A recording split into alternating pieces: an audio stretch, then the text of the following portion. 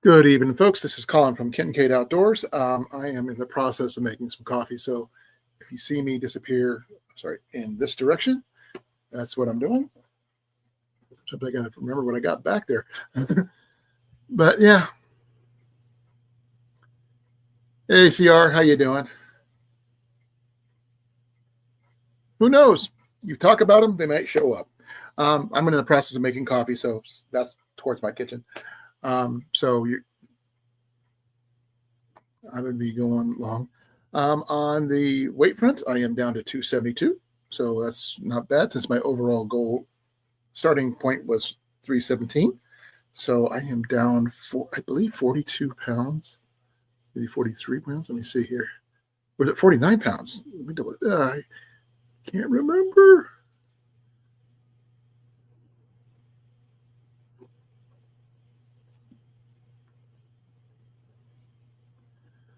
Let me see here. I started off at 317. Now at 272.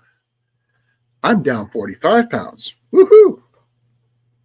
Hey, how you doing, guys? How you doing, Jason? Link is that going to be here. Give me a second. I'll put it at the top of the chat. I forgot to do that earlier. I did share it out to you, but it is now shared. Give me a second. I got to mute the YouTube side. And I am got to do one more thing. Pin that one. There we go. We're now pinned. It's at the top of the chat. Jason, if you want to come up, you're more than welcome. I got to get my coffee going one more time. So I'm waiting for you to hear the sound of Jason popping up. So got some ideas and suggestions that things that sound like.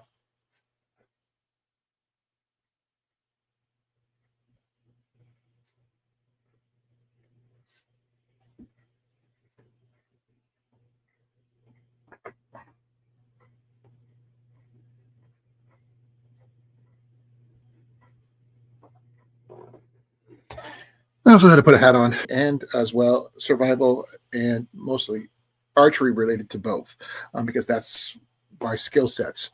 Now I can talk about a lot of different things, and if anybody wants to answer it, please answer it in the chat. What's the best kind of bow to have with you? That you no, I'm going to correct myself. That you should have in a survival situation. If you know the answer, put it in the chat. I'd like to see what you guys think. I have not figured out how to do the polls or anything like that, so I don't know. How you doing, sir? Hey, look at that. Stocking Cap City here. Yep, mine's a Carhartt. I'm going to change something a little bit here. Give me a second. I'm only going to be up for about a half an hour, then I'll be gone for about a half an hour, then I'll be back. Why is that? Dinner. I can understand that. Let's go like that. That's a little better. One of the very few meals that only I can cook in the house. Well, I am... it's too warm to be wearing that. Jenny and Ian are not here because Jenny took Ian home. Mm-hmm. So it's just me right now. And my coffee should be done pouring, so I just got to add the sugar to it, and I'll be right back out. Hello, Rob, CR. Is that it? So did you hear my question, Jason, about the bow? What kind of bow you should have? A bow? No, like I said, I'm not a bow person as much. Well, if you know how to shoot a bow in a survival situation, what's the best one? A sharp one. A what? A sharp one. Sharp one? Yeah. What kind of bow are you talking about? The arrows. Bow tie? You know, anything over 35 foot-pounds would be good.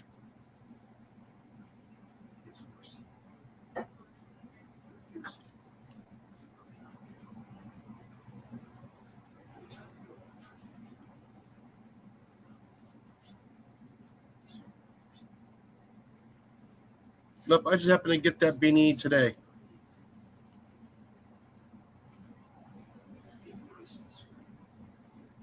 My daughter got one at work. She doesn't wear them, so she gave it to me.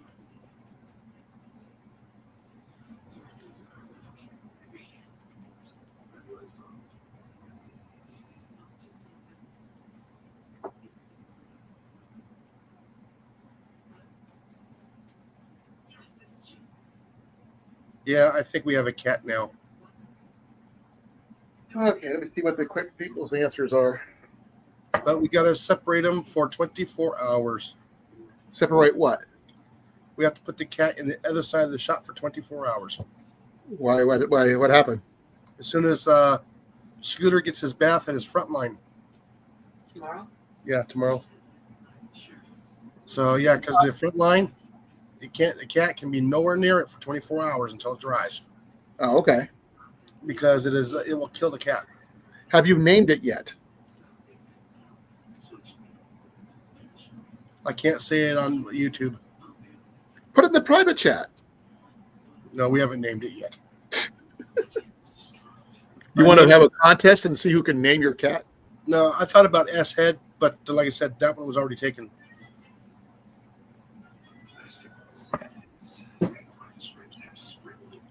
It is a female, right, or a male? Male. Okay, that means you're going to have to get them fixed. Yeah. What's he talking about? Naming the cat? Yeah. I was thinking squatter. Squatter? Yeah, probably Well, technically, he would that would not be wrong. No, it would He's not. squatting in your garage, your shop. Yeah. Nice answers, guys, about the bows and stuff, but no. Catty McCatface, according to Rob. Nope. I think that was taken. Because wasn't that the name of the ship that in England? Probably. How about Caterwall? It was some weird thing. Jason, what about Caterwall? No, just name it Squatter. Squatter. Okay, simpler. I was joking. Well, I was joking. I don't know yet. That's why I said Caterwall or catamaran. No, it has to be one or two syllables, or else they have a hard time answering it. Well, if you look at my left leg and arm, it might be biscuits. It might be biscuits. Yeah. It's because it's constantly needing biscuits on my wife. Baker. Biscuits. Biscuit. Biscuits works. We don't know yet. CR says, name it, Rob. And Rob says, name it, Keith. Name it CR. Keep it up. Yeah, keep it up, CR. She's going to name it CR. Well, we got a ninja, which we call Little Miss. And we have Mac, whose full name is Mac. It's a cactus. We call him Mac.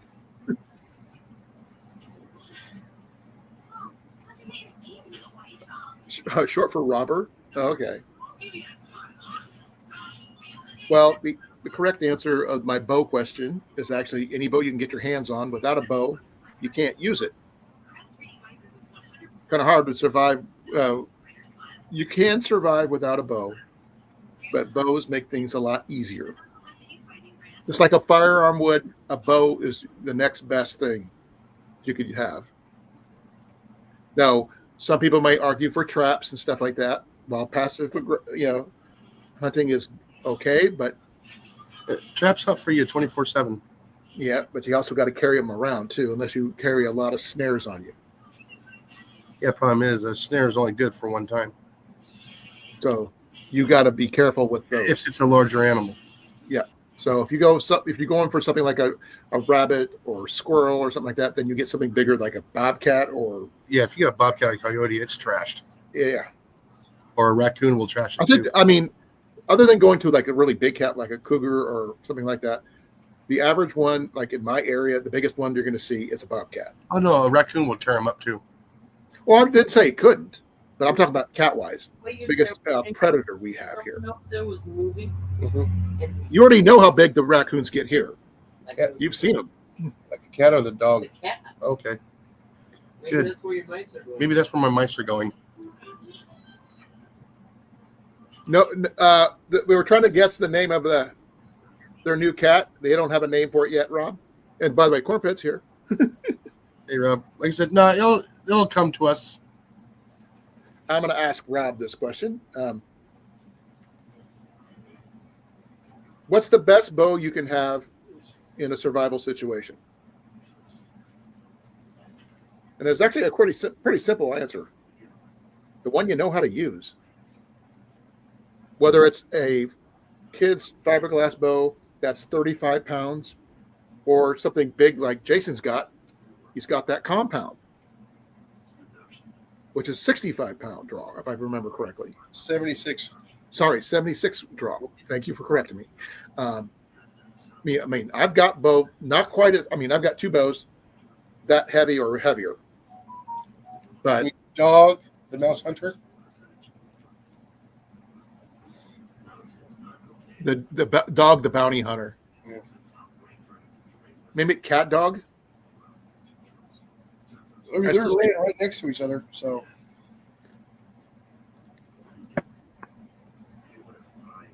Or you can name it Homer. Yeah. Well, see, you're in Texas. You can call him Tex or Jasper or Cactus. Yep. Huh? You want them all? Catapult. Oh, that's a good one. But as Jason says, something with less syllables probably be a good idea. Hold on. Do we get to see what this your feline looks like?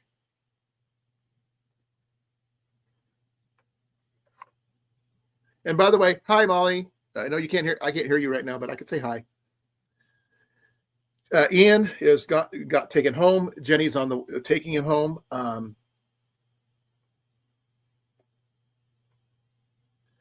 Right now, I've got a few things that I was going to discuss with you guys about survival and archery, whether it be modern compounds, takedowns, one pieces, two pieces, crossbows, even if that's what you go with. I am going to throw in atlatl in that one, or maybe even a rabbit stick, but I'm not sure if that really counts as archery. But whatever you, or even maybe a sling bow, possibly. But whatever the best one, I always. That's a cool name there, Rob. Well, we've had one cat that we named Rennie because we got her at a Renaissance fair. We had another one named Bella and another one named Polly. But those were Greek names that Jenny named from way back. All right, plans changed. I'll be back in a bit. Okay. Right now we have Mac, which is short for Macus Attackus. We was going to try to name him MacGyver, but it didn't work out that way. So right now he is curled up in Jenny's chair over there. I apologize for the shading and stuff like that because there's not a lot. If I had that light on, then I have trouble seeing.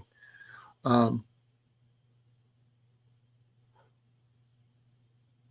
you talking about horse bows? I have shot horse bows. I don't have a ton of experience with them. I can hit with them. But I've never actually done much with them. I mean, I had a friend of mine who has one, but I have never shot one myself. I have looked into getting one, but I'm just trying, I want to make sure I, have a good reason for it. Now, I like a good bow that can pack up, like this bow right here. You can see this case right here. That's my takedown longbow. But every other one up here are the takedown recurves. Well, they pack, but they don't pack down as small as this one. This one here is exactly 66 inches long. These are probably a little longer than that.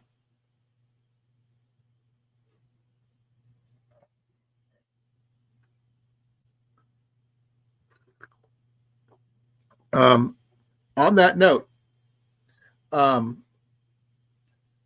am not really picky for the most part for bows that people need to use for survival. The best one you have is the one you have in your hand. If you don't have one, you can't really do much. Now, I have been talking to people about different uses for bows besides actually shooting. Everybody's heard me talk about going bow fishing. Haven't done it yet. Plan to. Right now, this is not the time or the place, and I'm not ready for. I have to wait for after my surgery before I can get into anything major like that. But I like a bow that's a good all-around bow that could do most of the things that I need to do. Now, my takedown longbow has the screws I need for bow fishing. They have the setups for me just to straight up hunt with, so I don't have to worry about that. So just, and the fact is it can fit in my big backpack, my get home bag, my daily, get home bag, no issues whatsoever. Now, I know some of you can't pull bows back because due to soldier injuries, arm injuries, and the like, but there's other options from crossbows. Ian somehow, someway decided to make his own bowstring for his crossbow and out of paracord. While it will work sort of, it's not, it'll stretch too much, but I give him A+ on effort. I don't have the string I need to make him a bowstring for that. And my bowstring maker, it won't go that small. It's not made for making crossbow strings. But also on that takedown note, I have seen takedown horse bows. They're usually 2-piece, and they fit fairly small, about that big when they're taken apart. They usually have a pin that just snaps into the riser, the handle part, and they hold together when the string's on. Now, that's pretty much similar to what these three here. These are all screw type takedowns, 3-piece takedowns. I don't have any 2-piece takedowns at the moment, but I do have bows that will work similar to that. Now, most people would think, oh, I need all the biggest broadheads, all this other stuff. You need only what you think you need. Personally, everybody's heard me say it more than once probably. I don't hunt big game.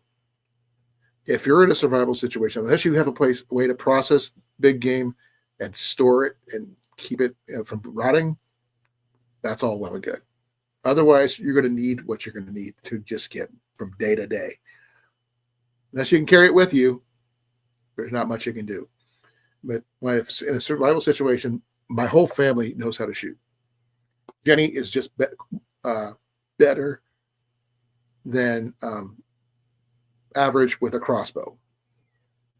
So I've been looking at another crossbow for her. Found one, so I was going to be doing that. I can see that working.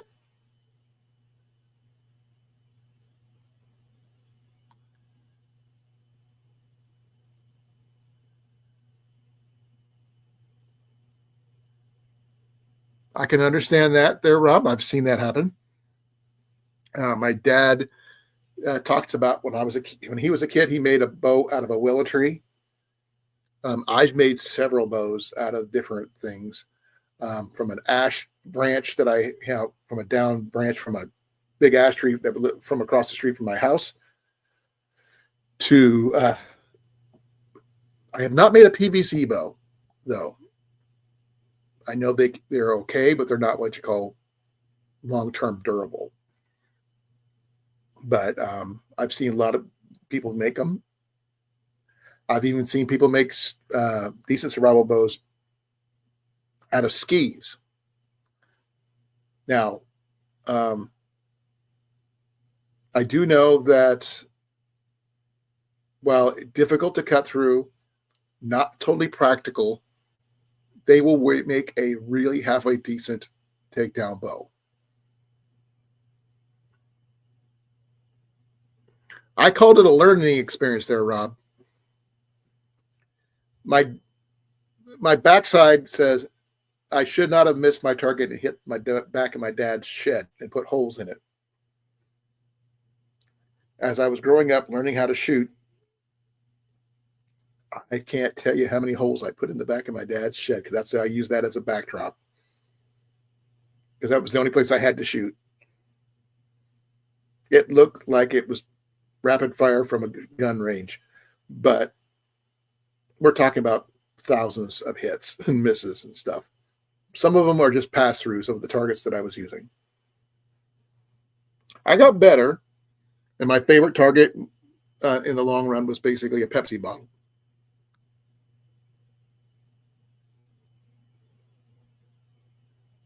Yep, there is a. Hey, Tyler, how you doing, brother? Yeah, I actually seen. I believe there's somebody here on YouTube that did make a bow out of skis. If you give me a second here, I'm gonna see if I can remember where I saw that one.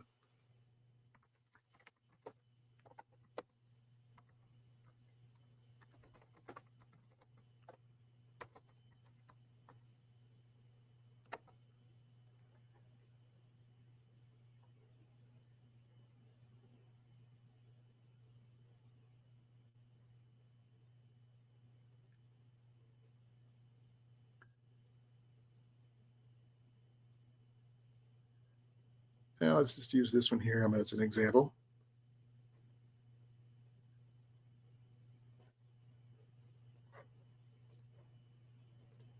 Mr. DKDYI as one we could show off, just from this guy right here. He made a really powerful bow from a pair of from skis that make a passable recurve bow. Now, is it going to be as strong as probably one of these? I don't know. There's I can't even tell you how many different, see, there's 1, 2, 3, 4, 5. Yeah, about 5 or there's a whole bunch of people who made takedown bows. One guy I do follow, his name is Kramer Emmons, made a takedown bow from him from his Willet Bow series from about a year ago. Now, I remember watching that one, but it did work.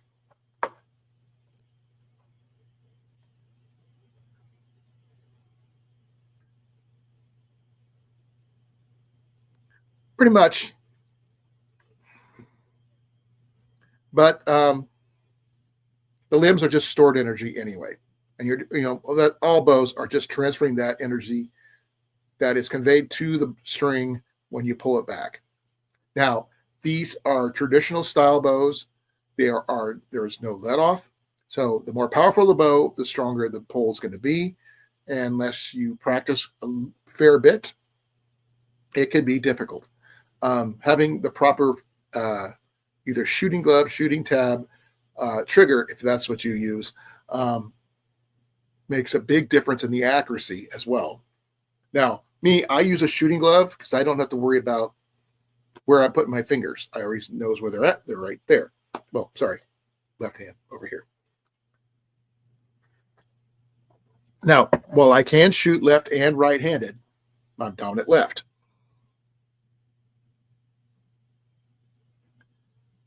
No, that was a whole series that Kramer did. He made bows out of pretty much a whole different kinds of materials, from pallets to skis to other items of various kinds. And you guys should check him out. Kramer's really, really good at what he does. And he is one of my favorite bowyers that I know of in that series. Now, if you're curious about, things that you can make bows out of, let me find that Willet Bow series full playlist, and I'll put it down in the chat for you guys to check it out at your own pace. Jason went to eat supper. So that's where he's at right now.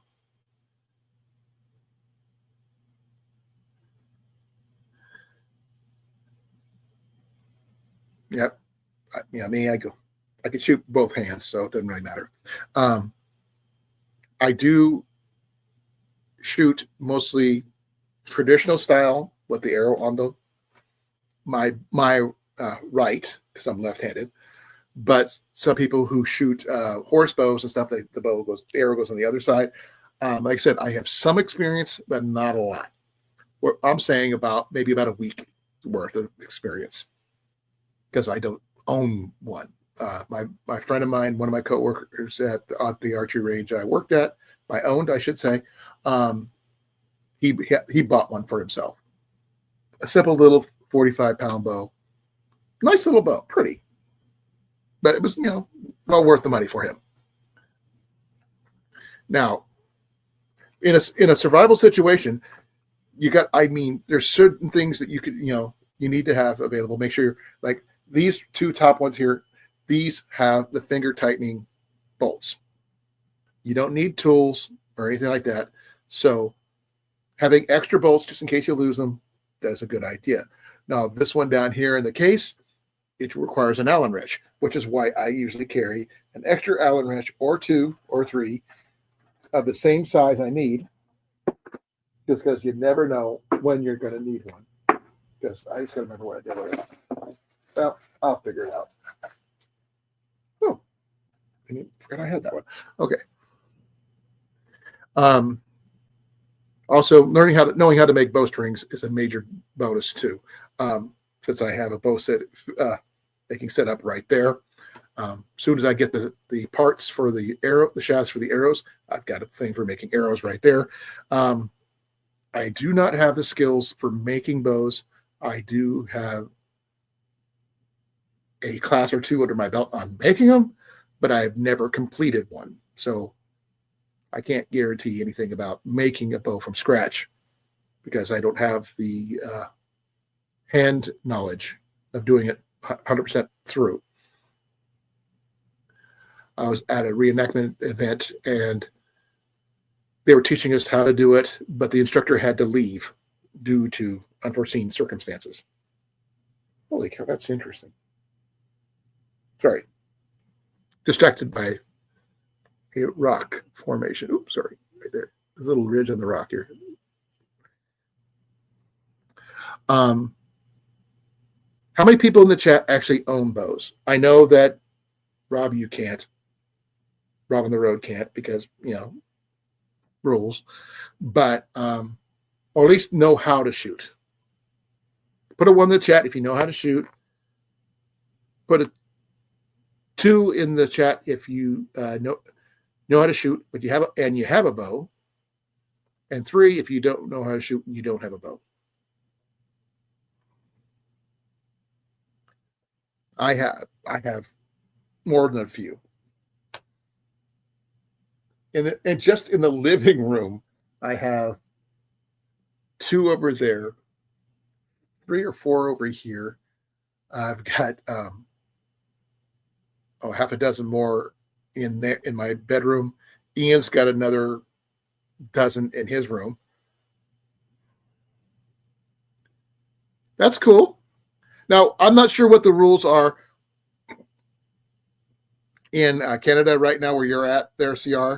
I heard they may change the rules there due to certain people not being in power anymore. But I'm going to wait and see on that how that works.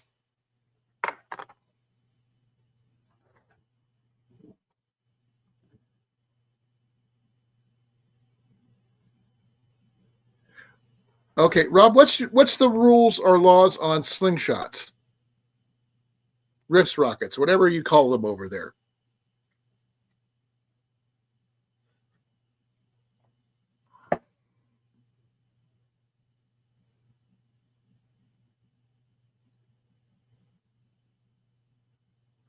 Because I have some ideas for you if they don't have rules on that.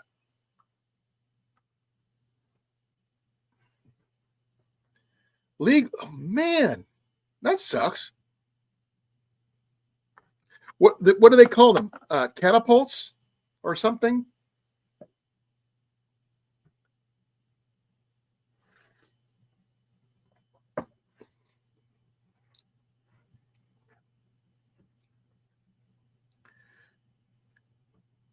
By the way, Cornfed, Rob, I need to get with you sometime soon about getting your stuff to you that I want to give to you.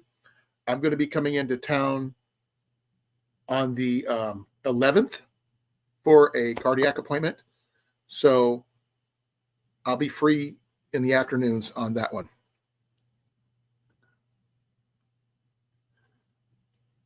LARP bows are okay. At least that's a good shot. You understand the principles then. That's good.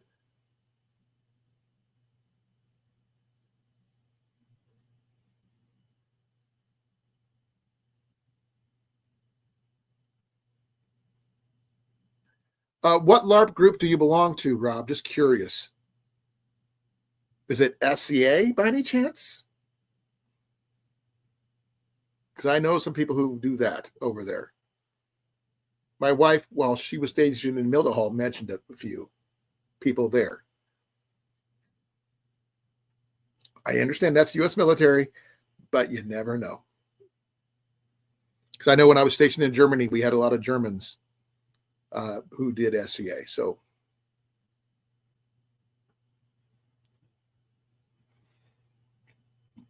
if you're still here, please let me know. Now, to me, the bare bones basics you need to go hunting would be between 35 and 45. 35 will get small game all day long. Now, I wouldn't want to do anything more than a rabbit or possibly squirrel with a 35 pounder, but it can be done. Hey, Doug, how you doing, brother?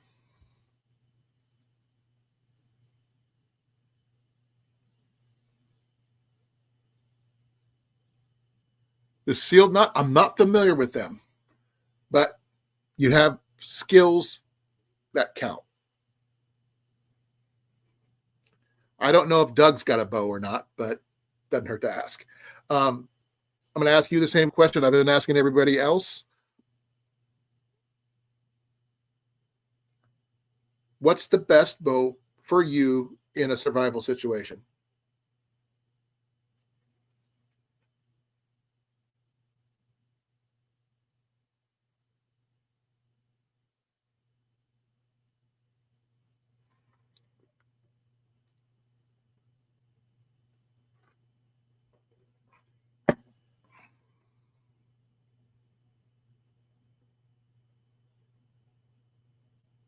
Okay, nothing wrong with that. Exactly, CR. You know the answer right there. That is the best bow you could have. Now, of all of the bows I have, I know I can't take all of them. I generally pack this one with me wherever I go on the road because it's the smallest, easiest bow for me to carry. Now, is that the lightest bow I have? No. Heavy wise, it's weighted, probably one of the heavier bows I own.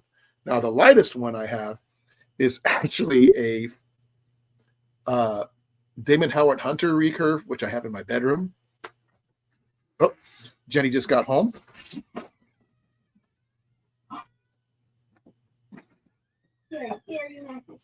Okay, folks. She's home. She's home.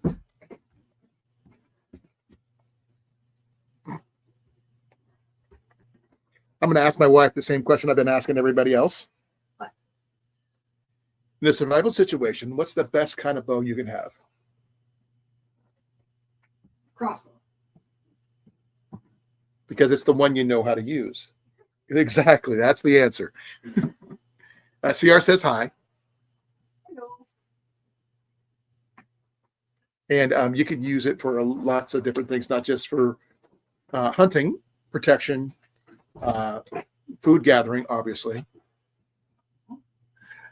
And Rob says, Rob on the road says, I can confirm that is in fact Jenny. Oh, yeah. So can I. She just hasn't kissed me yet. What else would it be? Love you. Any deer? Yeah, I saw one on the way. You know, it's me right in the eyes. Oh, Because I was driving. You're staring them down. Like, yep. It's like, you see over here. Signaling, you can use it for signaling. I do have a basket, fire basket kind of arrowhead that it could be used. If anybody's interested in seeing the different styles of those kind of things, I could show you.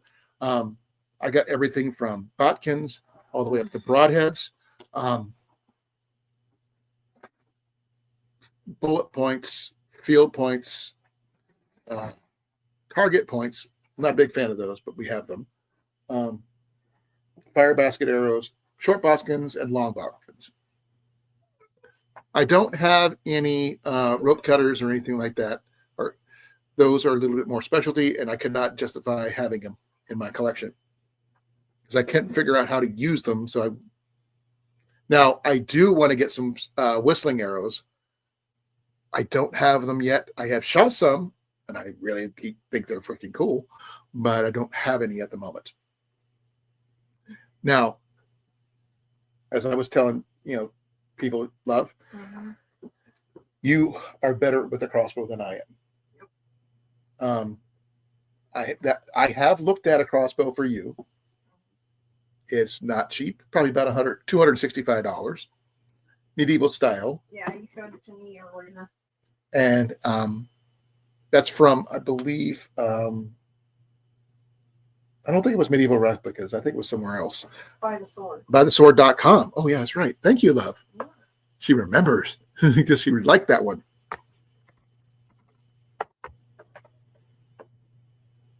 I was looking up medieval crossbow parts and stuff like that. And crossbows came up, and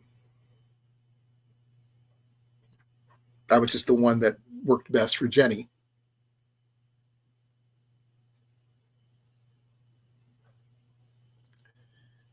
It's a basic medieval style crossbow.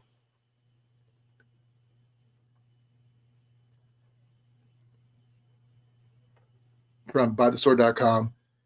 About 80-pound draw, more than functional for taking down a deer, protection.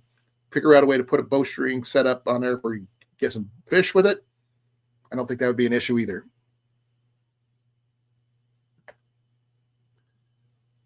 So, and it weighs 7.5 pounds.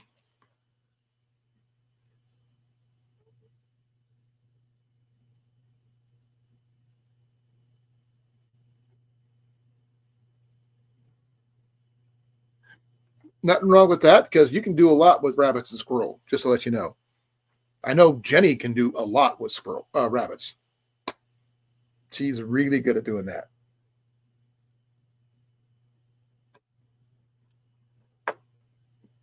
But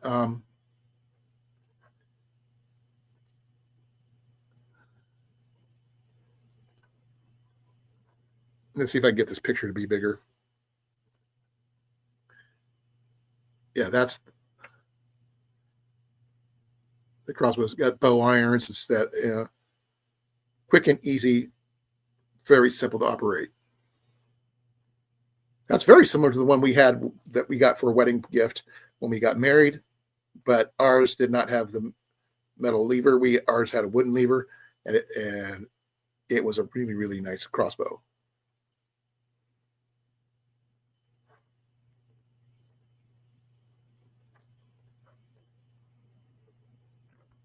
Now,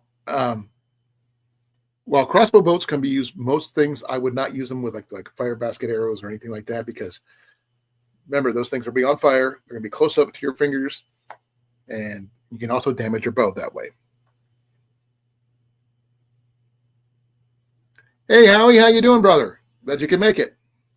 Now, in a survival situation, make sure also the best bow you could have for the situation is one that it's ready to go when you need it. Now, of the ones I have behind me right now, let me stop that one here. The ones I have behind me right here, if I was in a survival situation, they will be strung full time. Now, I would not be using these in a survival situation unless I had no other choice, because I'd be going with my longbow instead, though these probably shoot faster than this one. But this one here is more versatile. Thank you, sir. Greatly appreciate it. And Happy New Year, since I don't think I've seen you since the New Year. Now, arrow-wise, right now I am restricted to this quiver right here, my back quiver, because that's the only one I have. I do plan on trying to make this little carrier a quiver setup, but I haven't figured out how to do that as of yet. Well, I hope so, folks, because just to let you know, it is now 2 degrees Fahrenheit. For those people who didn't know, that's freaking cold. It's supposed to get down even further. Give me a second here. I will tell you exactly how cold it is because to get tonight. Because right now, like I said, it's 2 degrees. And it's going to get down to 0 here by 4 in the morning. Already. No, it's 2. On your car, it says 0? Okay, so in some places, it's probably even more. It feels like it's -6. But is the sky clear? Oh, yeah. That's probably why. There's actually planetary alignment right now. So things are start floating away, kind of thing. Crossing barriers, that kind of thing. Calling on spells and going expecto patronum, and that actually works. Dang it! What's the whole point of a planetary alignment if you can't use it?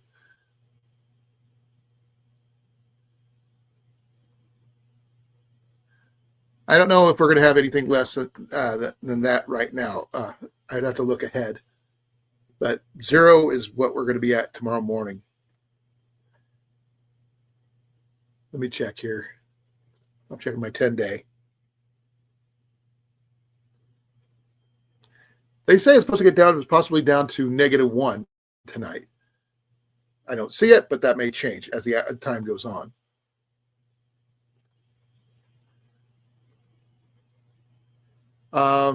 Sunday, the 19th, which is in 5 days. What the heck? That's not right. Yeah, supposed to be down to -5. Yeah, I can see that. I forgot. This is Tuesday, not Thursday.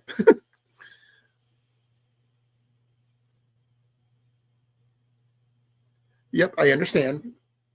That's why I was.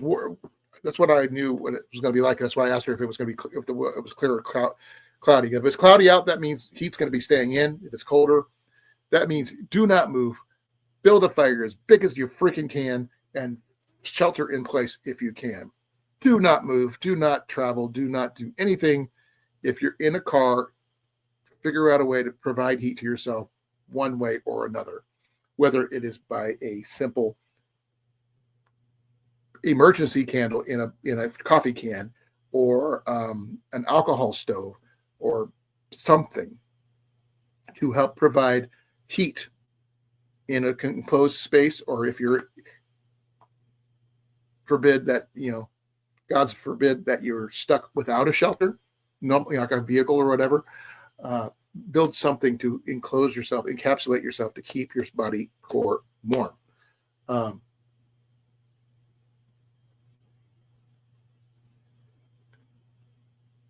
I know bow drill actually is one of my things I will not do because I consider it a calorie burn. The second closest to that one would be the hand drill for the same reason.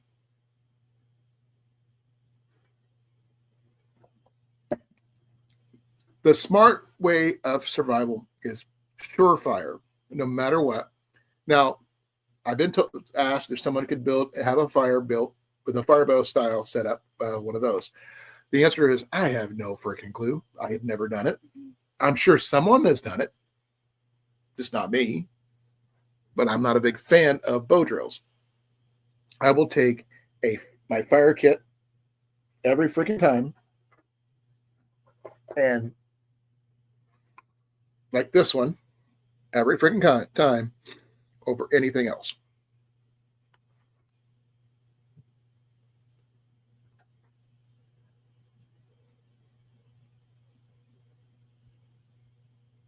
As would I. Actually, if I had a chance, I would probably do more than that. If we knew that someone was near our house and they were freezing outside, we'd find a way. Right, love? We have space.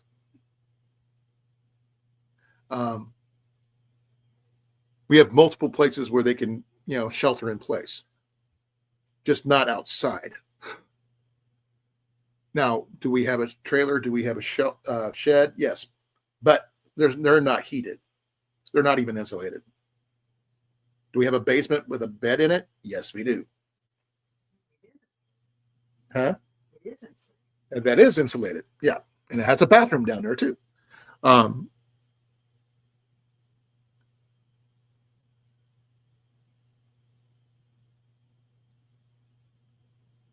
Your seating pad or your heating pad?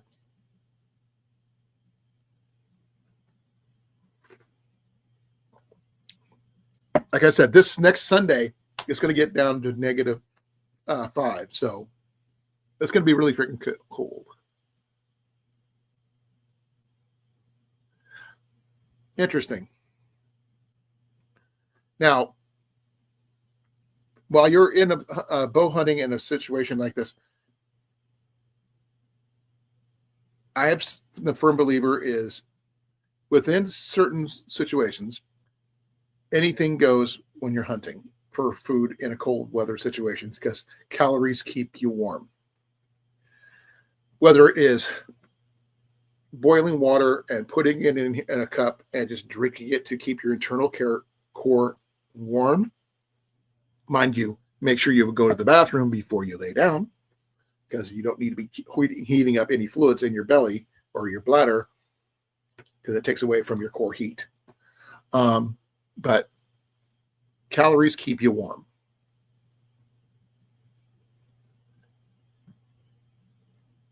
That is very true, Rob. Metabolic heat is better than most. Now, if you have, let me pull out a few things from my bag over here.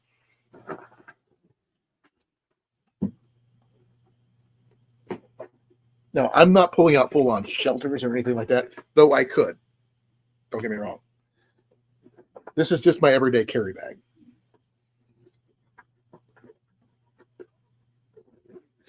And a lot of the stuff I have is I try to do for two because I always plan on having Jenny with me wherever I go just because I know how to do it. Jenny might not. Right, love? Mhm. And her survival kit is basically me. And everybody should have one of these in their kit. Just a simple emergency bivy. Now, this is not my end of all be all. I mean, I do have a sleeping bag I prefer carrying with me. It's not in here. It's out in my truck right now. And that is my military bivy. That's the one that goes down to negative 30. So my negative 30 bag is out in my truck right now. I just can't go get it right now. But metabolic heat. So eating, pretty much anything before you go to bed. If it's in your stomach and you just jerky works really freaking well. Anything with carbohydrates. Exactly. Now, I am going to pull out a couple other things here. Give me a second here. Got 3 different. My new bag, it's got so many pouches that I'm trying to keep track of.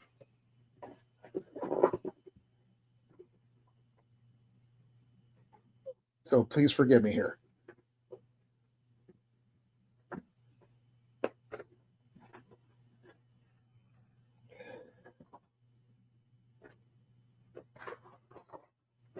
Yeah.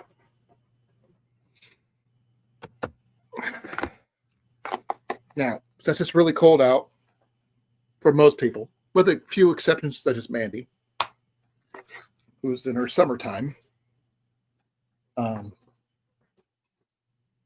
keeping warm is paramount, especially like now. Like I said, it's new. It's 2 degrees Fahrenheit here. I'm not sure what that is in Celsius. Give me a second here. I'll check. I know if those of you already know how to do the conversion. I can't do it off the top of my head. It's negative 16 almost negative 17 Celsius. So it is freaking cold. Now, this right here is my basic bushcraft kit. It doesn't look like much, though. This is an old Wells Fargo bag. It's not much to it, but it does carry the basics. It has a lot of the stuff my big kit has, with one exception, and that is it does not have a lighter.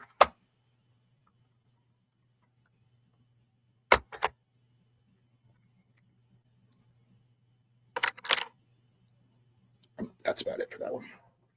Give me a second here. I had another thing here. I just set it aside. I should. Oh, right here.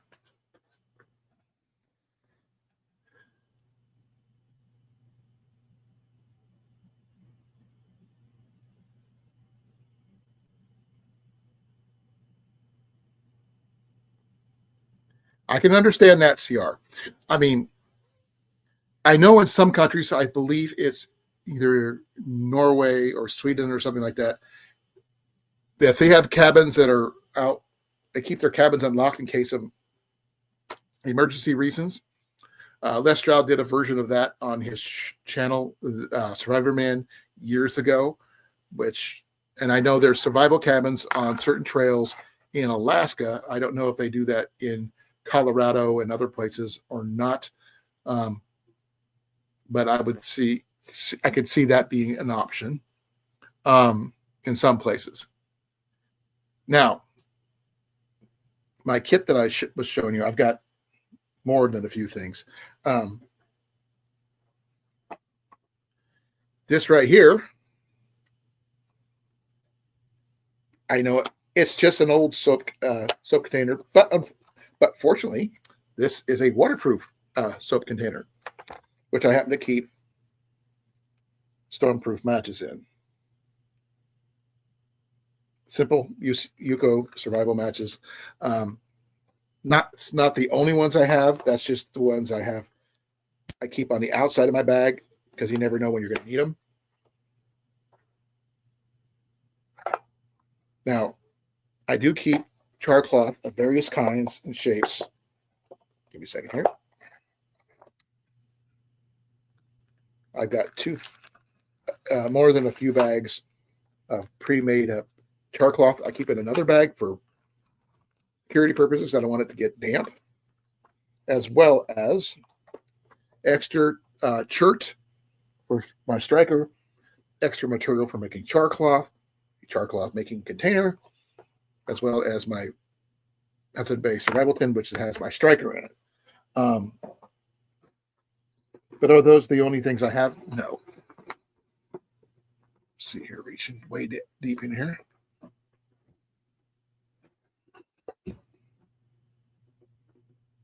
Give me a second here. I feel like a magician reaching into a deep in this hat here. This is my actual fire kit. This thing probably weighs about a pound, if not more, with all the stuff I have in it. And it's not entirely strictly a fire kit. There's some other stuff in there, but mainly it's a fire kit. From having a ferro rod here, my little Bic lighter. Now, I plan on putting stuff in this bag, a little pouch on the outside of that one, and maybe some stuff down into the tube of my quiver. Maybe some other items for starting fires and stuff like that. But I'm not sure what I can keep with my bows in order to promote fire starting. Oh, you mean one of these? See? Half-inch ferro rod right there. Now, this is not as long, the length of this one here is that long. This is the one of the casings from my dad's funeral.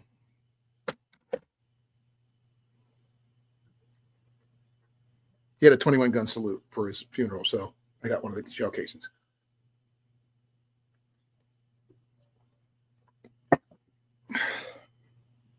But it fits my 6-inch long half-inch ferro rod for that purpose. It makes a really good handle.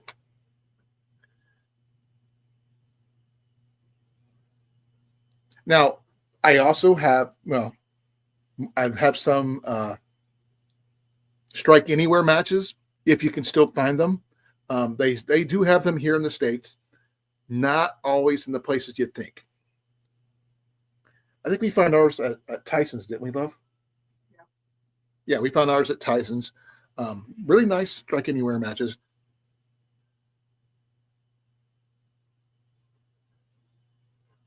Truck Norris Trading. Let me see here. Reaching way down in my kits I got down here. Did you say Chuck or nunchucks? No, these are just extra fat wood. No, these are my big chunks of fat wood that came with my one ferro rod that I have in my kit. I got from those actually came with this this ferro rod kit, which is still half-inch ferro rod.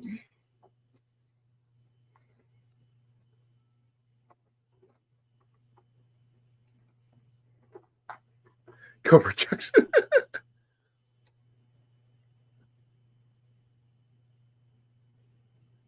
Did they ban lighters, liquid lighters, like Zippo lighters or anything like that, liquid fuel lighters? Not like Bic lighters, but Zippos or trench lighter kind.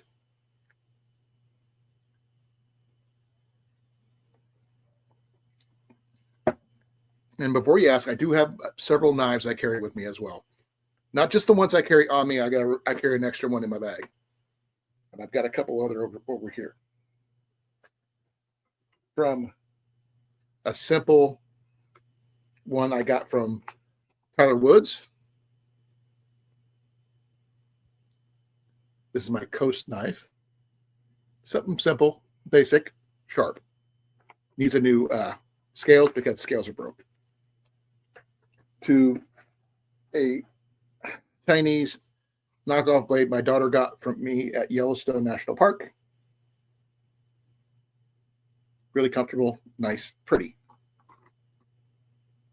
But it's, it's in a load sheet, which I like. Only thing is, they're all right-handed. That's only my big issue.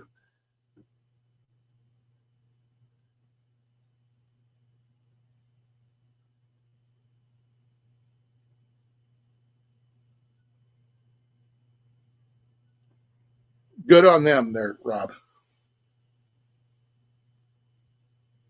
Yes, I've got both, CR. Give me a second here.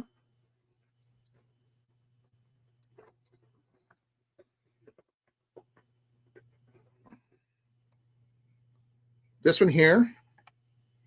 Give me a second here.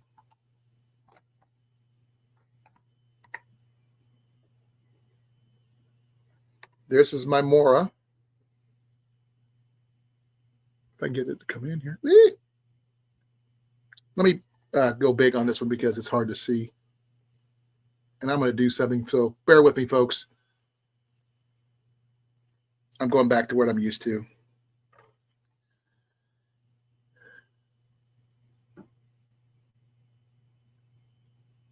As you can see, that is carbon.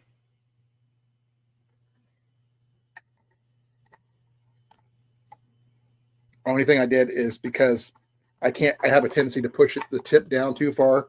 So I added a hair tie to hold my blade in place just in case. But I got one stainless steel, one carbon. My stainless steel one's in my truck.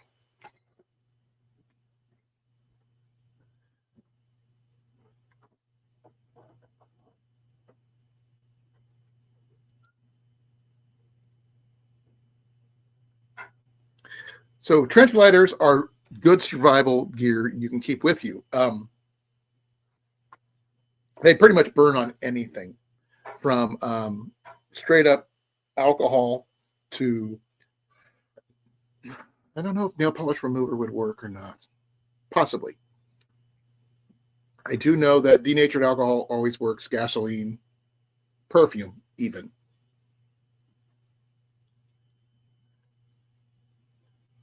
Nothing wrong with that, but I'm always going to have a hair tie or three for because of my hair. That one just happened to be an extra one that was starting to stretch, so I threw it on my knife to hold it in place.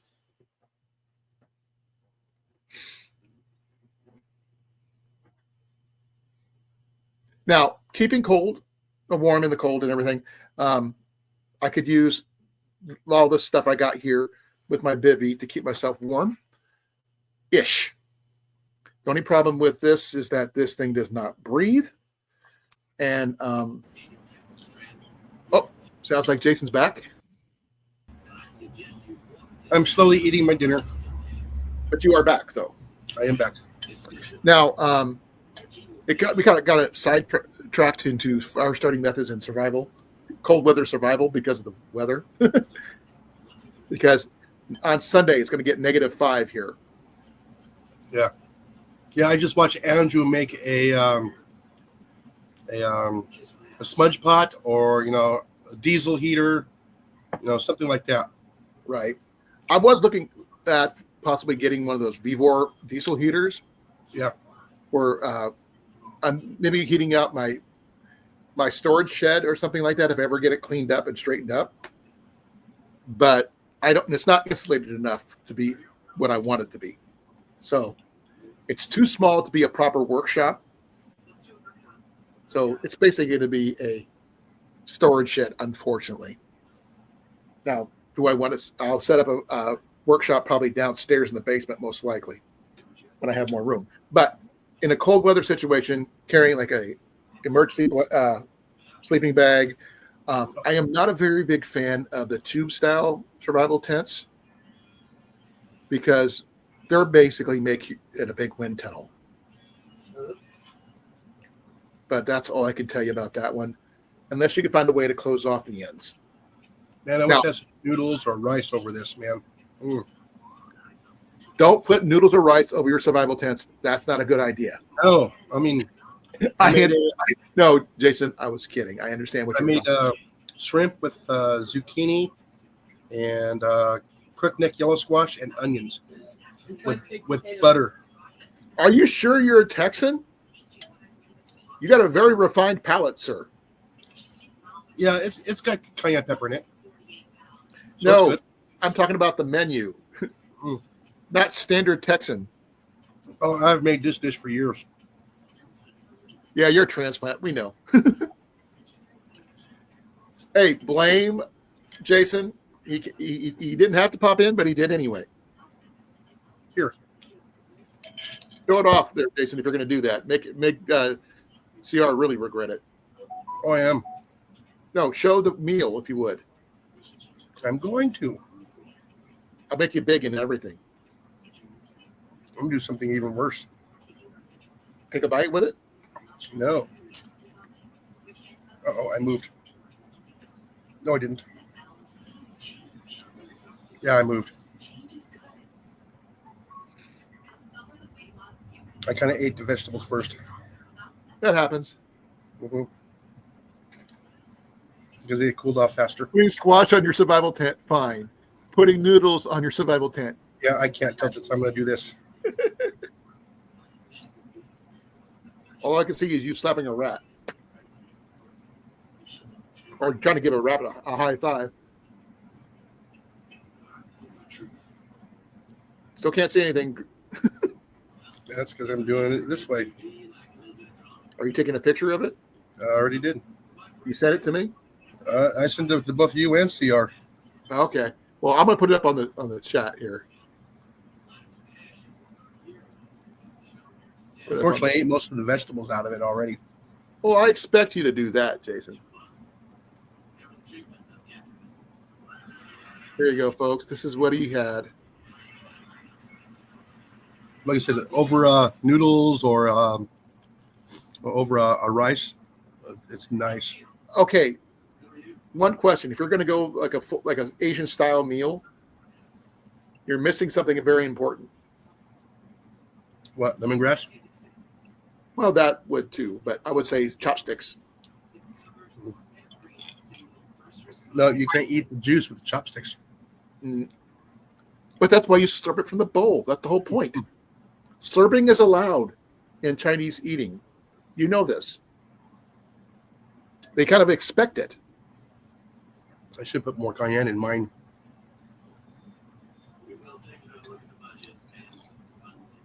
But also use this the seasoning, my rub with this too. Jason, read that.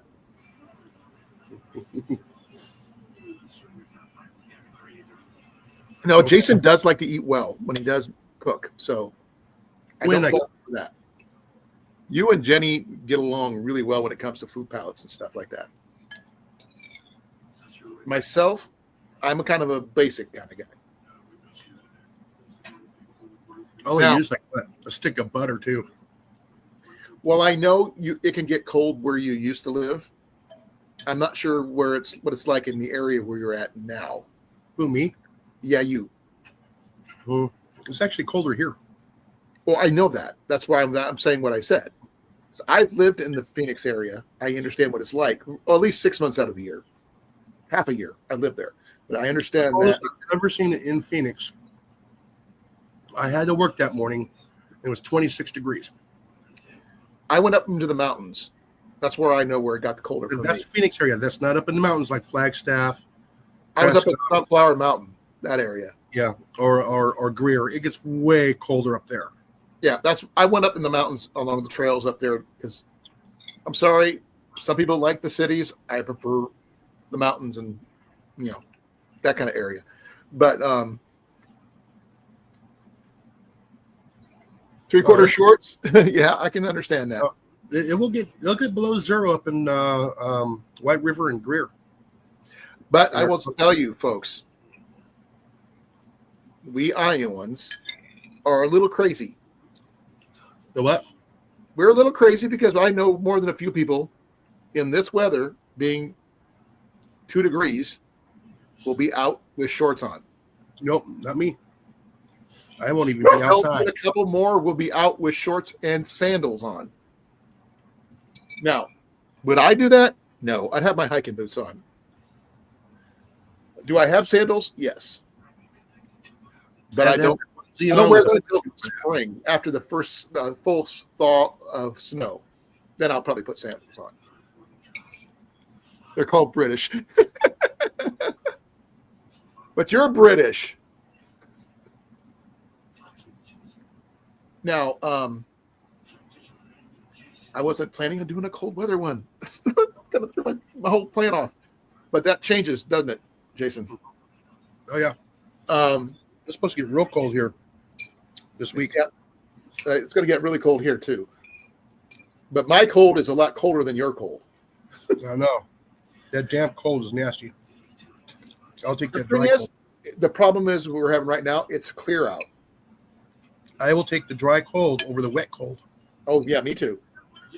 Here I would is take a dry powder over a wet powder any day. Yeah, remember, the problem is, in a survival situation, which one would you rather have, dry snow or wet snow? Dry snow.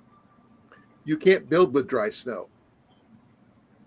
You can't tunnel. You can't tunnel. It's too powdery. It'll collapse. No.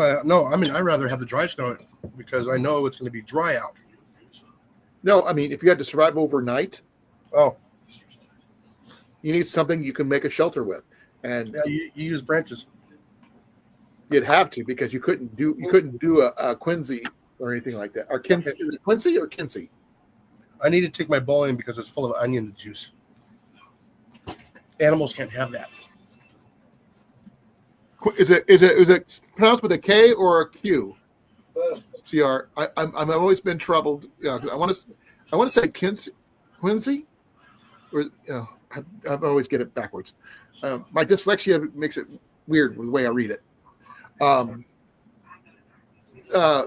Mallory made one, and they're really nice. I know how to do it, but if you have really a lot of dry snow that's because it's super cold out and there's no moisture in it, it doesn't hold together. Yeah, I know what it is. I just don't know how to pronounce it properly. I want to say Quincy with a qu. Is it or Kinsey?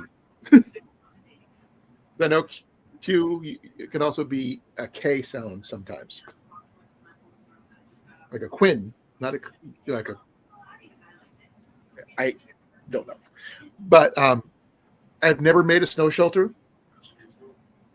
Not sure if I'd really want to, because I don't think snow gets.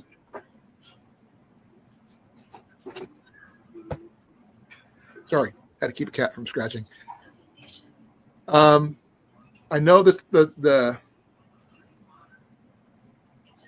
basics of how to do one, but if the snow's too dry, you can't do anything with it because it just keep on collapsing on you.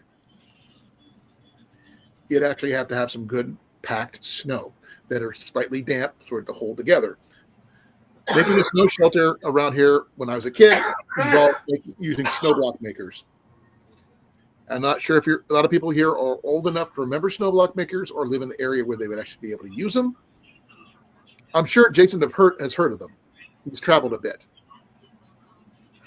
Right, Jason? I heard him. He's not saying anything.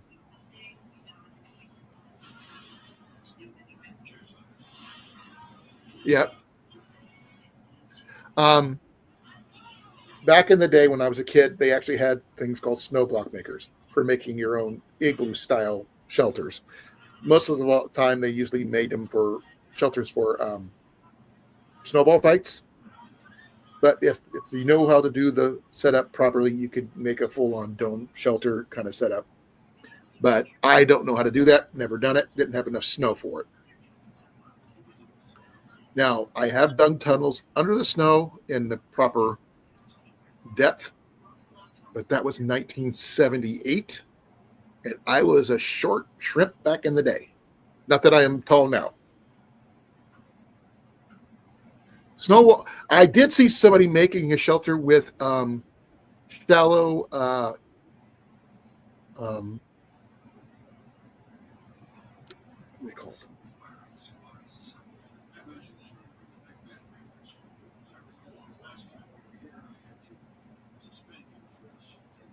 I can't.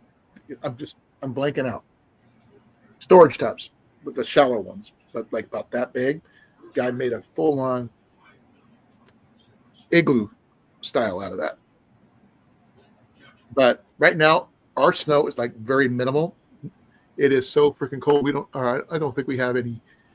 We have like 11% chance on Thursday about snow.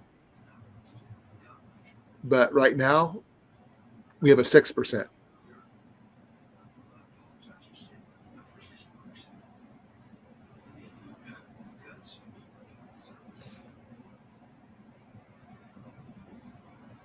Yeah, we don't have any chances of snow anytime soon, even though Sunday is going to be really bitter cold. I think our high in the next week or so is going to be 34. It's going to be a lot lower than that.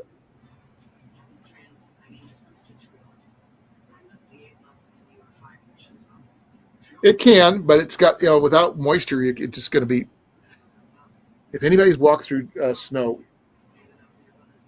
that was dry, it just crunches like styrofoam. Right, Mac?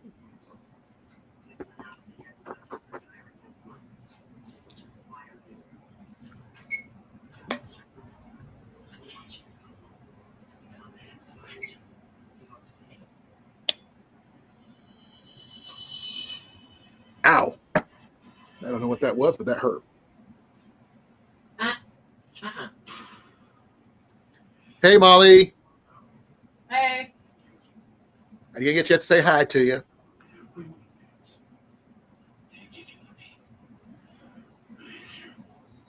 Now, unlike CR, who can get a lot of snow and it's really cold up there because he's a lot further north than I am, The only other person I know who would probably get really cold, possibly, would probably be either Cecilia or Mark Rambo, because he's done that winter survival challenge with a few years back with Tyler Woods. And Okay, I'm back. welcome back. I go take care of my teeth real quick. Your teeth? Yep. Okay. Now, I actually have to ask you a question because I was talking it with CR, but I have to hear it in order to understand it. Is it Quincy or Kinsey for the snow show? Where you're at? Well, I need to know how it's pronounced. Say Canada. You're part Canadian. You tell me. I have no idea up there. What? You don't come with a built-in translator? I've heard both. Being in Arizona, I've heard both. Well, that's the problem. I'm from Iowa. Even with the Canadians, I heard both. Yeah, it depends on which part of Canada you're from. Well, we had some from the Ontario area. We had some from Quebec area. Well, you know, Some from Saskatchewan. well, I mean, I'm trying to remember how Mallory pronounced it, but I don't know. I mean, I could read it one way, but it doesn't tell me that I'm pronouncing it right. It's just me being nitpicky, I guess. No, but powdered snow, I would say don't go anywhere. Find a better way to, like CR said, use branches, whatever you can. Or was it, who was it said? Preferably pine. Pine would be good. It still has the needles on it. Hello, Howie.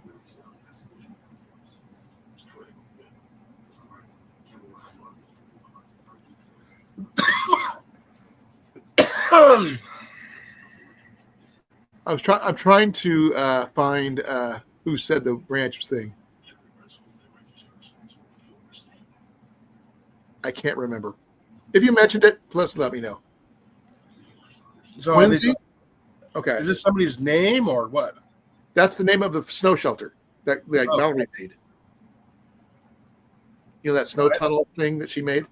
No, we just call it a scoop shovel. A scoop shovel? Yep. That's not a scoop shovel. That's a snow. I've heard it called snow shelter. I've called it bank. Heard it called bank shelter. Not a shovel. Okay.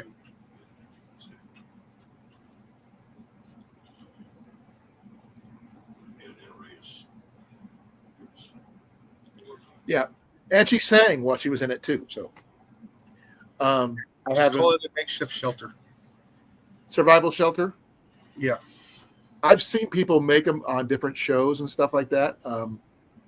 Mostly do survival, but I'm sure that there's other shows that have made them. Igloos is made of ice. I don't think I've ever seen anybody actually make an igloo. Wait a minute. Snow is considered ice. So, yeah, never mind.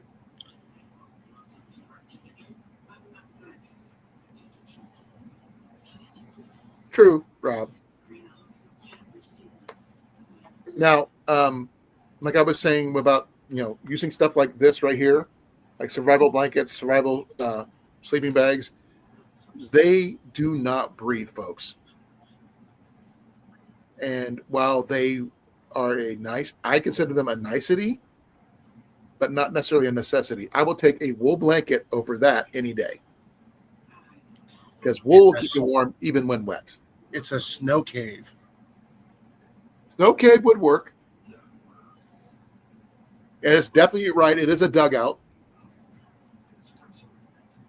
Okay, here's a good question. I mean, I've been doing some research on this because it gets freaking cold here. We haven't had a really heavy snow since '78, so got us willing. It's ready to get worse.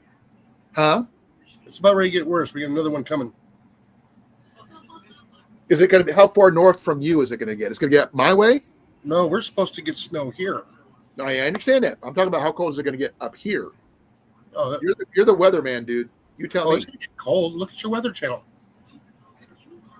It's going to get really super cold on Sunday. but it doesn't have any precipitation at all. Sunday for us, it's supposed to be. Let me get there. Let's see. Actually, Sunday morning, 25. Monday morning, 22. Tuesday morning, 21. Well, we're gonna be a lot colder than that, Jason. Yeah. Our warmest, actually, we're gonna hit 34. You just got to remember, I'm also 800 miles south of you. True, you're closer to the Gulf than And I the am. Gulf of Mexico is what's going to help us stay warmer. Yeah, I'm closer to the middle of my state. Now, 4 years ago, what the heck was that? The cat's trying to jump through the window. That's We funny. tried, failed. Oh no, cat's trying to jump through the window. Got stopped by the glass. Yeah, I put the glass in there, and the cat jumped right into the glass. Oh, ow! Twice. Is he okay? Yeah, he's fine. He's just a little bit confused. See, I put the sticker in the window for me, but not for the cat. Well, cats can't read. You forgot. No, there's a target that's a sticker on my window, so I can remember that it's there, the glass. I've had people walk into storm doors and stuff like that before. No, the glass is that clean. Yeah, never leave it 100% clean for safety reasons. No, my grandparents put stickers on their sliding Now, glass. only thing I don't have is a hot tent with a stove for that. Now, I do have a canvas tent that I would like to turn into a hot tent because I have a spot on my tent that I repaired that would be the perfect spot for one. And Jason's seen it set up, so he understands that. That was so funny. By the way, I'm not sure if you noticed, I happened to swap my camera around because I put it to where it seems right to me. Mm-hmm. But I'm so used to doing it this way, my hands I could not focus on my camera because I couldn't figure out where to put my hands. Nah, too many syllables. They have not settled on a name yet. I'm sure they will figure out something beforehand for too long. See, a dog can answer more than 3 or 4 syllables. Cats can't. What we call Mac or Macus, and then out of nowhere comes Cliff. We're calling him Macus, Atakas, Crackus, Macus, and all this other stuff. But if you ever call a cat, if it's more than 2 syllables, it doesn't come. Mac, come here, bud. Come here, bud. Macus.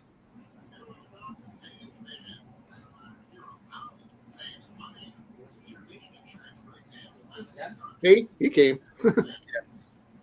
Because he got Maxis, okay? 2 syllables. Macus. Or Mac. Macus. Yeah. Macus. You have Now, we tried to call him MacGyver. Tried to do an Irish name. Mm-hmm. Nope. He ended up becoming a Roman. Which is why we call him Macus Atakas. Because he always attacked our ankles growing up. He doesn't jump out windows, though. He does go out the door. He knows where the doors are at. He can look out windows, but that's about all he does. But traveling with pets is a whole different subject, and I'm not going into that one, especially in a survival situation. Unless you're planning on sheltering in place, such as Jason and Molly or Howie or even Cecilia. Those are the only people I know, possibly, but maybe even Cliff, possibly. But like I said, we have the facility to do that. Because you guys have the ability to do so.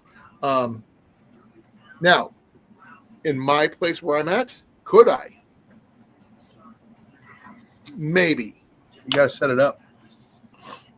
Now, I am in an older style home, which means this was built in the 40s. They could still have a full-on chimney here.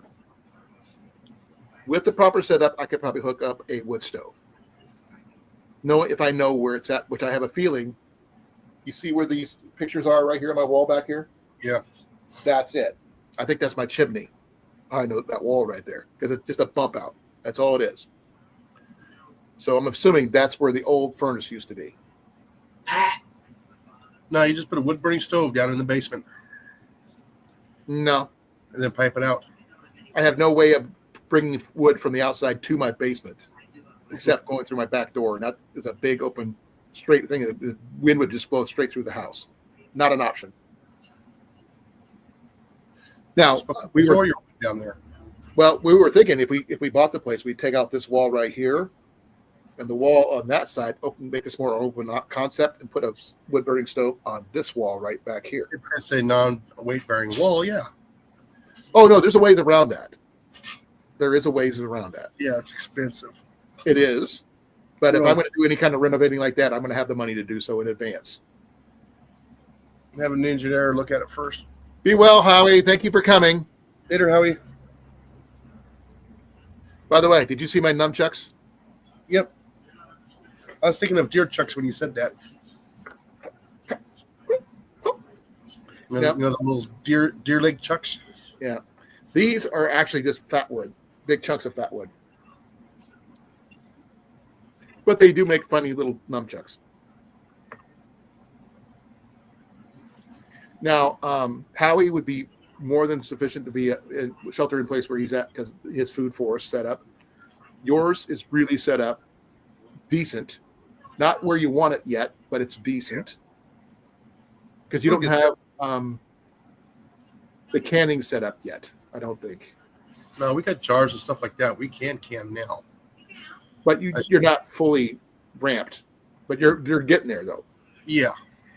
I have the concept, and I know where to get the canning gear stuff, but we're not fully set up for that either here. So it reminds me, we have to get more lids.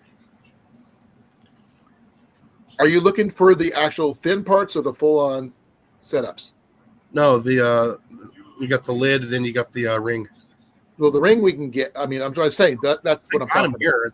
We have them here. How many do you need? It'll just be cheaper for me to go to the store to get it than it is for you to ship it. Depending on if I can get them in bulk or not. No, we can get them in bulk here. Yeah. Now we got to finish the basement out, get it set up the way we want it before we will be able to store stuff like that in there. Which reminds me that here in 8 weeks, 8 weeks, we might be making a trip to Lufkin. You're going to a seed store for more seeds? No, shopping. Get our taxes. Oh. I have to, my taxes are going to be a little weird. Yeah. Because of me being on workman's comp. Yeah. That's my biggest issue. Yeah, well, for us, I pay the highest amount in taxes. So if there's a problem, there is no problem. I always get money back if I pay the highest amount. You know when they claim you can claim 1 or 0? When you claim 0, you get everything taken out. That's all I've ever paid, always. Yeah, no, I don't just claim anything until the end of the year. That's right. I'd rather them take it out during the year than not. The only thing different between this year than next year is I can't claim anything until next year because Ian's still in school. Yeah. Yeah, like I said, I just put in the max for taxes. So we always get it back. But taxes aside, if I bought this place, we have plans for, I would put in a wood burning stove right here along this wall. I have not checked the crawl space yet. I have a ladder for that purpose. And I was told by my landlords, if there's anything up there, I have full free access to keep it. Mm-hmm. So I don't know what's up there, but I really want to find out. And that crawl space is in the access is in the hallway. Yeah. Another reason why we want to take out these both walls, if we can figure out the load bearing part, because this is really closed off. and I'd rather have it open straight through to the kitchen, if that makes any sense. Yeah. Unless there's storage on that wall. We can work around storage, but I want to, the only thing that's on the other side of this wall right here behind me is the stove and the stove vent and everything along this wall. We were thinking that we move the stove from this side to over next to the refrigerator on the other side, more centrally located, and open up that wall. The only thing we would leave in there is the sink. And open up. It'll give us more storage because we'd be the only thing we'd have is the sink and the dishwasher on that side.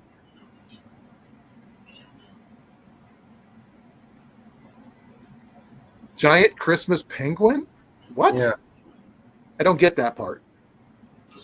It must be a British thing. Please forgive me for what's the word for it? Assuming, or what's another? I'm not sure.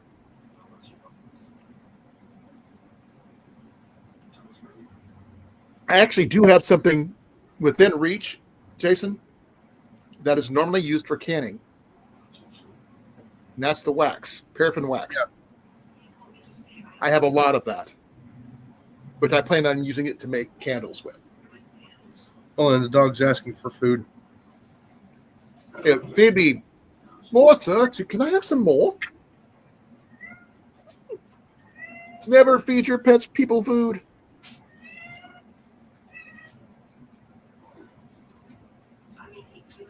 Now, I don't know how many people here make their own candles for emergencies or whatever. I have everything. Only thing I need is the wicks, proper wicks. But I can make wax tapered candles.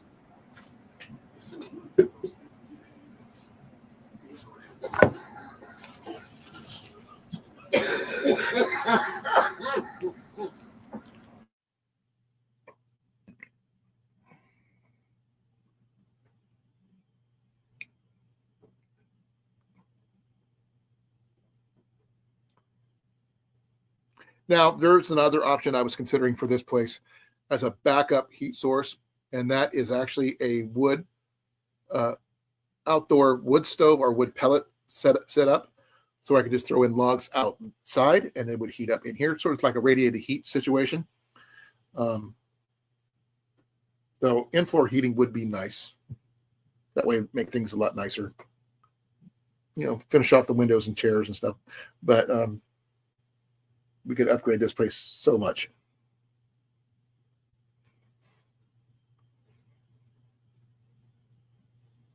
Alrighty, I'm back. Can you make your own candles there, Jason? Yeah, it's not hard. No, taper candles. No, I just get the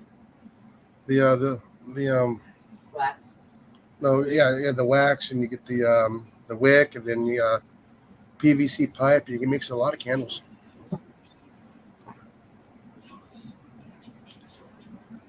I do a lot of thrifting, as you already know.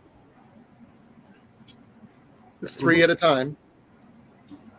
It's not much, but you can make a lot of candles with that. Oh yeah. Looks like you can do the same thing with PVC pipe. But they got to be tapered. I mean, I know you can make your pillar candles, but that wastes wax, in my opinion. You don't need them very big. Well, even with these, you can cut. You make them regular size. Yeah. And cut them off here. That Then you means get you have 6. Yeah. Now, somewhere downstairs, I may have another one, but it's a 6-piece one. Now, I was looking at this one site that sells a lot of beef. You can get a half a beef for a certain price, and they'll cut it out and everything. They'll even give you some tallow. Yeah. Either raw tallow or they'll render it for you. Now, personally, I would rather have it rendered, where I don't have to worry about it. But you can make good candles with that, among other things. Some people would rather cook with it or other reasons. I don't know how to do that. Doesn't mean we don't. I probably don't have the recipe somewhere in all the books that I have. Hey, Eat your food.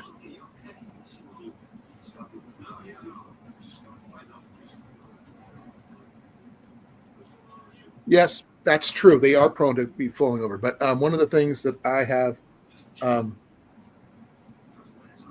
I have several candle holders that are one is a very old style, such as the ones that have the little spiral on it with the little thing that could be raised up or down. And if I really, really had to, I can break out. Give me a second. Ow, freaking neat. I'm about ready to teach you guys how to keep a candle from falling over. It's real easy. As the candle is burning, drop a couple of pieces of hot wax onto a metal surface, and then put the bottom of the candle, stick it into the hot wax, hold it for a few moments, it will cool off, and it won't tip over. Okay. One of these. Yes, you say, oh, wait, it's got an oil lamp in there. Yeah, it does. But that's not all it does. Yeah, you can pull it out and put a tea light. It's got the setup inside already for a taper. Oh, okay. It's at the bottom here, as you can see, right there. Yeah, you drop a couple of pieces of, droplets of hot wax in there and stick the candle in there. It's not falling out. Right. And I just forgot that I had fuel in it already. I tipped it over sideways. Oh, you gonna play with your striker now? No. Then he would kill me right now with this stuff. But put it back in the thing. But this is for emergencies because we've actually had to use these when the power got knocked out that one time. Well, you might have to use it this upcoming week. Well, this would be the last thing on my list to get, actually, because I would use the ones on my wall sconces first. And you know I like those style a lot better than most. Though I have plenty of fuel for all the oil lamps I have in the house. Oh yeah, we got several oil lamps here. I have more than several. And believe it or not, we have them all empty, but our bottles are full. I have a bottle. I was given 3 jugs by Cliff. I still have 1.5 jugs left. Mm-hmm. And that was some of the first things we bought when we first got here. No, these right here are common around here. Yeah, that's what we got. Yeah, those are really nice. They work really, really well. And you know what? And with those long handles on them, you can hang them from the ceiling with the hooks. Right. Now, and they don't have to be on that high. They just need to be barely on. Well, I've got a bunch of these. Yeah. I got a bunch of these. I got one here, one there, and I've got some old school glass ones.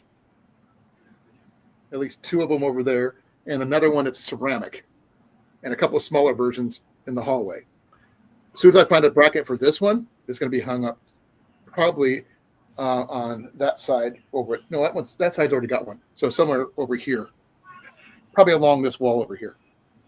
But this here, they have you can get these from Lehman's catalog, by the way. They do sell these, which means they're flat enough. You can put them on any surface and everything else. No handle, mind you, unfortunately. Yeah. I said our Walmart has those for less than $20 each. These kind right here. Mm-hmm. With the wall bracket. No, without the wall bracket. Okay. Now we have. They might not be quite as big as that one, but still. I got that one from either a Goodwill or someplace like that. Yeah.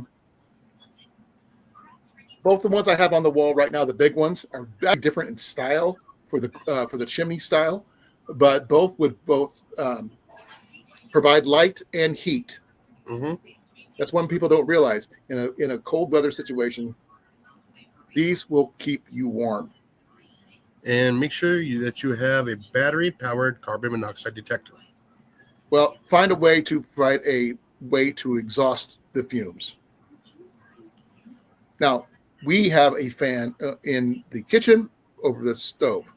But if the power's out, that's not working. That's right.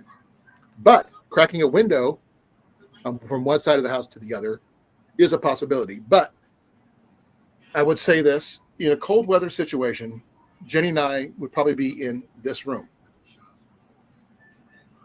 Why? Because we can close it off. This door right here, I already have the windows covered from here and here, and we can put something over that front door. Hey, knock And it this off. will be our main room to keep warm in. We can bring a futon mattress and throw it on the floor, and we can keep warm.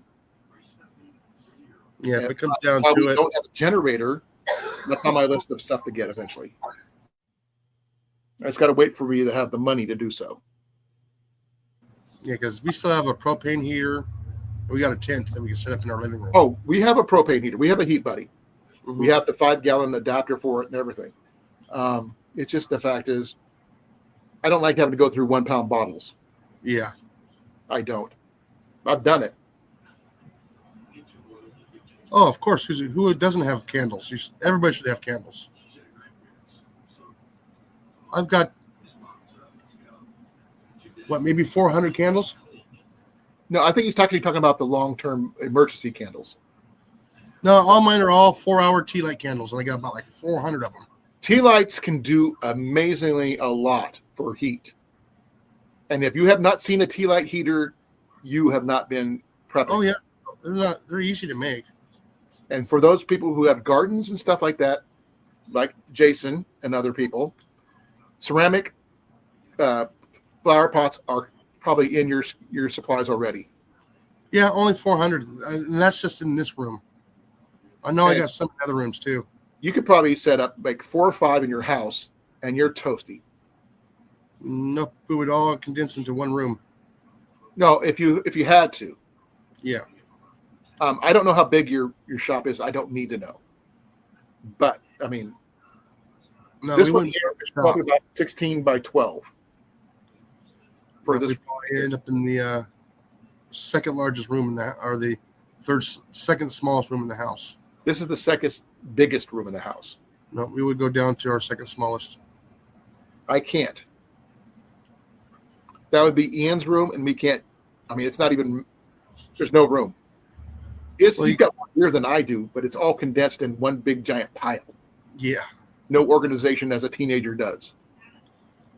I keep on trying to tell him I'm going to organize his room, and he's not going to know where anything's at. It'll be in plain sight. Oh, yeah, it'll be organized. It'll be everything where he had it. It's not going to be there. The bows will be up on the walls. Everything will be nice, and you go turn around. You can see everything you need to see, and just reach over and grab it. But he has a full-size bed in there that takes up most of the room. Our room's got a queen-size bed that takes up most of the room, which I'm going to have to rearrange before I have my surgery, before I can get out of bed. See, our bedroom is almost the size of our living room. The only south-facing room we have is our back porch. Now we got our dining room. I could just put up blankets up on the walls and then towards the kitchen. You know where we got our deck outside? Mm-hmm. Everything going that direction is south. Yeah. And it's a very small room. Now that's the one you guys see me from time to time making my grilled cheese challenge on the back porch. That's where I do it. And it's very tiny. Now, I could go down into the basement with really thick walls and stuff like that. But concrete does not hold heat in well, unfortunately. And I really don't want to put I could put a furnace or something like that down there. I have been thinking about something. Jason, I'm going to see what you think about it. Have you ever seen those big, they're outdoor stoves for your house, but you can put in full-size log outside, not in your house. Okay. They're like the outdoor pellet stoves for your house. Oh, like the smokers. Huh? Like the smokers. Something like that, but it runs. I'm not sure if it's as a radiant style heat or what. I'm not sure what kind of heat it is. If it's a radiator style heat, that would work because you can always find something to burn that'll keep your house warm. may not have a lot of blowers or anything like that, but if you're just heating up water to go underneath your floorboards or radiators, that's all you really need. Keep your house warm. Now, the only thing other we have in that is we have a gas stove. So at least if the power goes out, I can still run my stove. Yeah. So that's a bonus. Makes bread. Making bread, making cookies, anything like that. So that's always a good thing. And roast beast. I don't have any roast beast. Oh, wait, I do. I got one squirrel in my freezer right now. Yeah. Because Ian has not been out hunting yet. He doesn't have his license, so he can't go by himself. The only reason he got it last time because we were at his grandmother's, and they have like a little over 5 acres, which is why I want 5 acres of land where I can go do that. Because you don't need a license on your own land here. Yeah, here we need a hunting license even on your own land. Iowa, you don't. But also, again, we could also trout fish all year round. We can do. We have a whole bunch of stuff we can do. No, we can fish on our own land, but you can't hunt. If you have your own water, your own pond and stuff, you can fish on your own land all year round. Yeah, go figure on that one.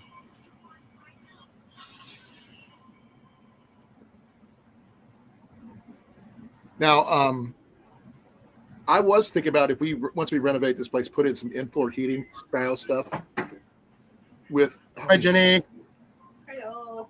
Hey, love. What? Come here. What? He wants a smooch.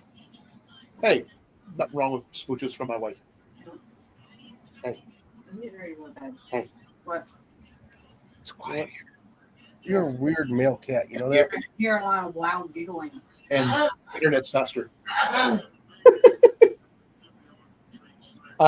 Question for you, love, quick. If we bought the place, what's the one thing you'd want to add to the house? Add. The catio. Well, I was talking about something more for us than the cats, but yeah. Maybe you can, have a. I understand what a catio is, love. I'm talking about for us. I don't know. Okay. Turn it on and not think about it. Don't forget to brush your teeth.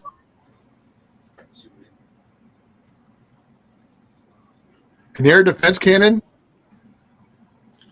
That made me wonder. Are catapults still allowed in England or not, Jason? I don't know. Ask Rob. Well, I know you can have a he trap. says pretty much everything is pretty much banned. Anything that you'd use to defend yourself is banned. Crossbows, slingshots. No, you have to sit there and wait for the government to come and save you. Trebuchets? Okay, there you go. Well, I told you trebuchets are because I think Rob has one. There you go. Build yourself a trebuchet there, Rob. And if you need inspiration on building it, look up Pumpkin Chunkin. Wait a minute. Most siege weapons are? Oh, well, most. Okay, never mind. I was about ready to say even a ballista. Well, this is like a giant crossbow anyway, isn't it?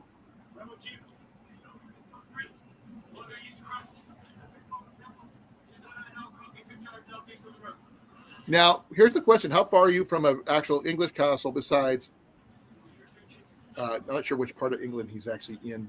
He's not anywhere near Buckingham. I mean, old English castle? An old English castle. When I was stationed in Germany, castles were everywhere. Most of them were occupied. Some were actually made in locations. Hey, Big Mike, how you doing, brother?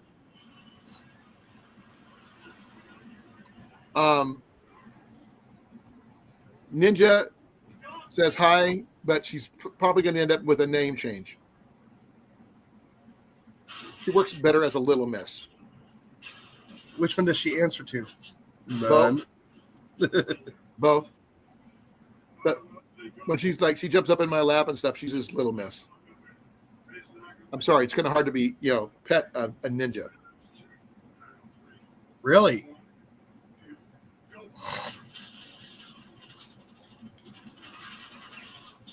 Well, that's cool. Cold and gimpy. Now, I would worry about Big Mike for one reason, Jason. What? He lives in a trailer. Yeah, they're not very well insulated. Mm-mm. Now, this is, like I said, this is the World War II track home as the bare bones of this thing. And it has been upgraded quite a bit. Does it need some improvements? Sure. But the bare bones layout is awesome. I have no issues with it. Yeah, it's going to get so cold that my heater here is not going to work as well.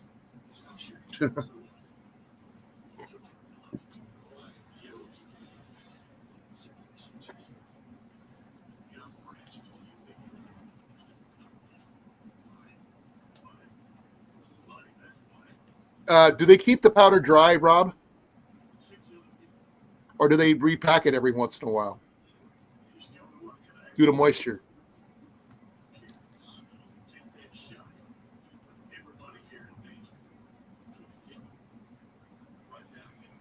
Now, Jason has access to a cannon. Mm-hmm. Big ones. Yeah, I got friends with cannons. Literally down the road from him. Yep. We have not seen anything from them in a while, though. No, his wife finally came back to work 2 weeks ago. Okay. Yes, he did. Yeah. So yeah, she did get better. So they're going to That's be cool to know there, they're going Rob. to be hurting for a while for funding. This is her second time she survived cancer. Well, good for her. Yes. Jenny's got to be going in for surgery on her hand, her foot, and her jawline soon due to cysts. They're not cancerous, they're just cysts that are really in bad positions for two of them. Yeah. The last one is just a free-floating screw. Oh, by the way, Rob, the dreadnought is almost ready. It should be ready in about a year. Who's making the dreadnought? Texas has a dreadnought. Well, I know that. I thought there was I know the one. There's the one Texas. in England, in Boston. What's that one? That's still functioning. Yeah. What's that one called? It's not Missouri. No. Missouri is a battleship. No, this was an actual. Oh, the Massive, Constitution. USS Constitution. No, it's always seaworthy. I heard they're making another one, a replacement off the same design. Yeah. Well, yeah. Those ships take time to build. But yeah, I think the Constitution is the only ship in the world that has its own forest. has its own what? Forest. Oh. Yeah, Because they planted it just to help replace the wood in the Constitution. like I said, that is the oldest warship in the world that is still in Active service. active service.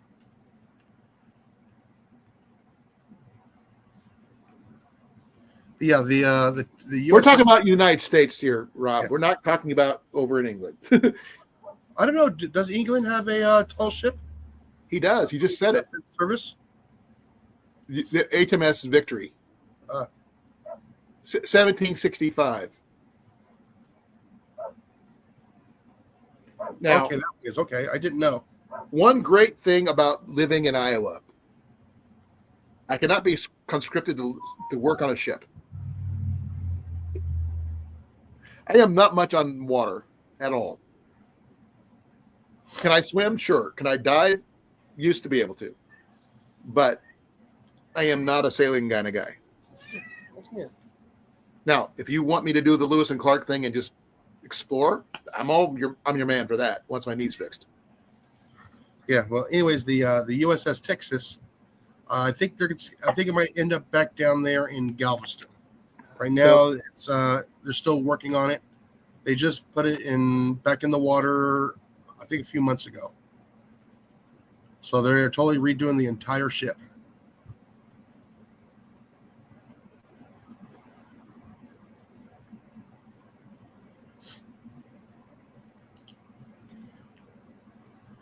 But it is a World War One veteran.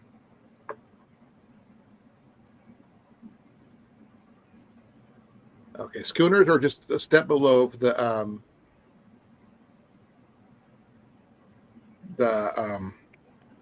Constitution, right?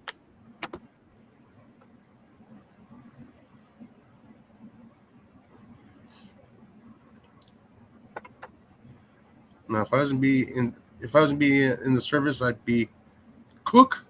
Where's my Hassan pfeffer? And then the captain would complain about all the extra ingredients you go through because you like giving everybody extra flavor. When they'll say hardtack and beer is all you get. Yes, Rob. The USS Texas, the BB-35. That's being revamped. No, BB. It says it launched in 1914, Yes, but it's still in service then. it's still. Yes and no. Excuse me. Yeah, they have it. They have the engines and everything else all sealed up. So if they need to start the engines, it would take them a couple of weeks.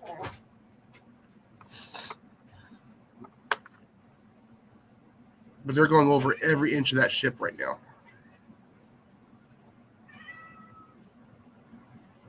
He's sitting there with a makeshift bib, Uh-huh.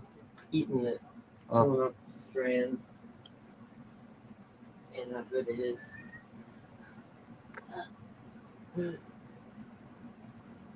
Yes. I actually have that YouTube here in my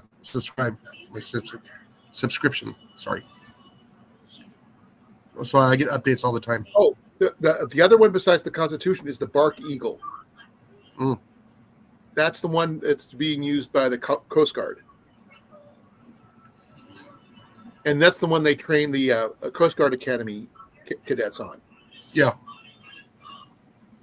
But the Constitution is the oldest Maybe. one. Yeah. But the regularly used active duty is the Bark Eagle.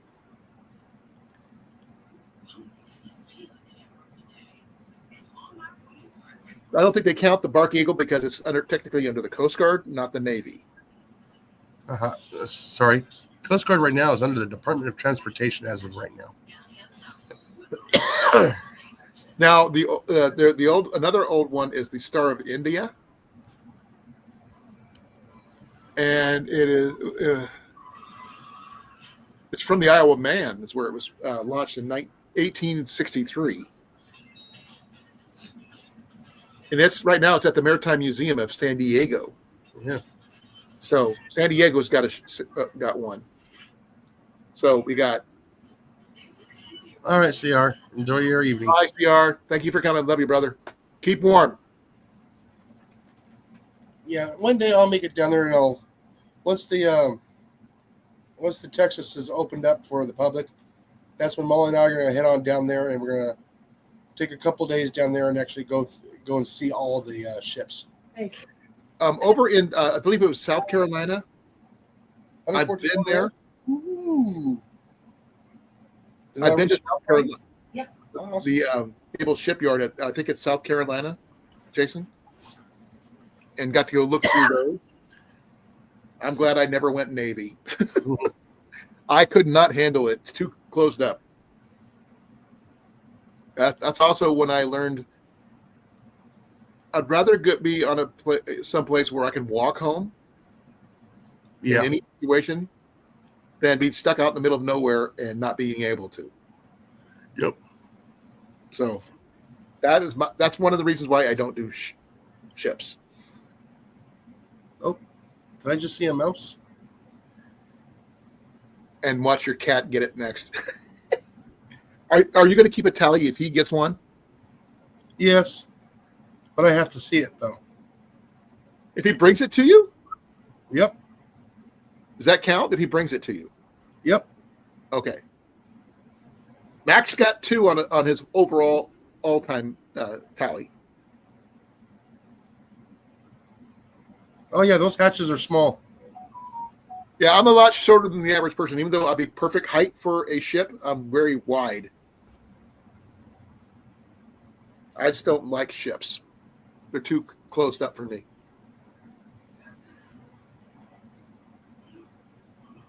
Now, Yep, I did see a mouse. and no, Mike, we're not battling the Kraken. In a grid down situation, say from a CME rather than an EMP or anything like that, No. those ships would be You know very how you valuable. battle a Kraken, right? With salt and crackers. No, you just call Perseus. He'll take care of it for you. But you got to find Camp Half-Blood first. Yeah.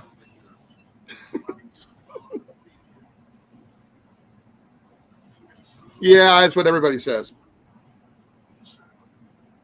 But I have an inner ear issue that I can't dive anymore. My older brother boxed my ear when I was in high school.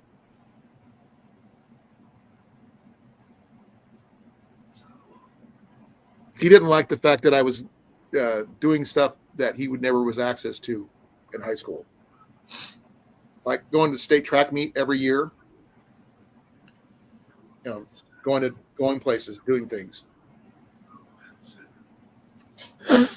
not realizing that that sounded like a blowgun. No, that was my nose. Oh, well, technically it was a blowgun.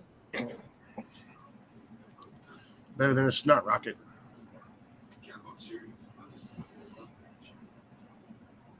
We don't have the Kurgan yet. And you'd have to worry about it more in your area, or at least New York would anyway. But the Highlander series thing has not happened yet. But that would be the sword I would use, is right there for that purpose. Even though I have Strider sword over here, I would use this one because it's faster. This one might be stronger. That one I can handle. I can actually draw. And I know Jason's got a sword or two somewhere stashed in his house. But we're not talking about that. That's a whole different. I'm not going down that road because we'd fall in. Nope, that's the wrong rabbit hole. Yep. Now, grid down situation, like I was saying, it was originally supposed to be about bows in that purpose, but hey, we're going down everything down there. Your Texas, the Constitution, the Bark Eagle, and the other one that I mentioned, the Star of India. Those things would be put back into full active duty service pretty much immediately, minus the engines that if they have any. Well, like I said, you still got the the old battleships. The Iowa, the. Well, if it's like a CME situation where the power gets everything electrical gets zapped, would they still be usable? Is the question. Yeah. Because everything's shut down on them. No, if you can't run them because there's no power. Well, they run on old mechanical power anyways, not electrical. Because they're diesel, right? Yeah, fuel oil. So they would basically, it's all compression style. Yeah, I mean, Not like spark plugs.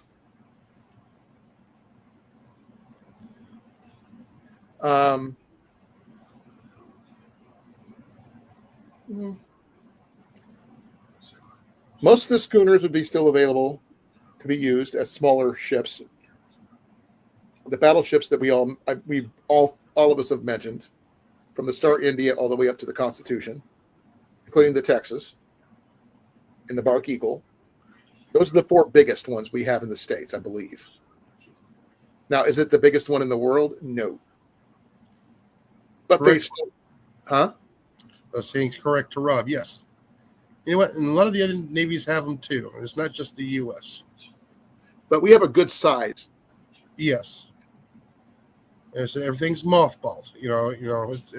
It's tucked away on the shelf if ever Well, needed. they still should sail them, all of them. Though I'm not sure about the Star of India, though. Yeah, it's difficult to get those engines back up and running again, and then turn around and shut them back down. No, they got them all sealed. Because I think the Bark Eagle is actually run as a sailing ship, not a Yeah. powered ship, because that's what they train the Coast Guard cadets on. Because I think what they said they would take them a couple days just to ungrease the engines, to degrease them. In a situation where the engines would never work again, they would remove the engines from those things, and that would drop so much weight, which means they would be so much faster. No, the problem is they can't. They put Why the not? engines in there before they put the top on them. Or they remove as much as they can to reduce the weight. And Because it's if also trouts ballast. are not usable, they would have to remove them. It's also ballast as well. I can understand ballast. Yep. Now, I'm not sure if you knew this or not, Jason. Have you ever heard of MIT's pirate program? No. MIT has a certificate that a degree you can get if you pass these certain courses: fencing, archery, pistols, and sailing. There's a degree that combines all those together to be a pirate certificate you can earn from MIT. Mm. You should look it up. It's actually, I think I might be missing a class or two, or I may have added one. I'm not sure. But Well, my cousin is a sailor now. is he Navy?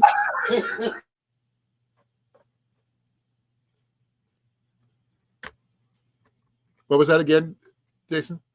He got his certificate, I think, 6 weeks ago. It's actual pirate degree, pirate certificate. No, he got his sailor certificate Oh, that's cool. through the Department of Transportation, Coast Guard, all that. Okay, that's cool. Yeah. Okay, you got to complete in archery, fencing, pistol, either air pistol or rifle, which that falls under you, and then sailing. And you get your pirate certificate from MIT. I can't do the sailing or the fencing because I don't sword fight. I do know how to fence. You grew up in that culture, technically. Kinda. Doesn't mean you participated, but you grew up in the culture. Yeah, because I know they still use the Constitution. They go out and sail with it, and they actually do have a crew that rotates to learn how to sail the old way Same as the Bark Eagle. without the computers. The Bark Eagle is the same way with the Coast Guard. Now, is it a lot smaller than the Constitution? Yes, but it's faster too.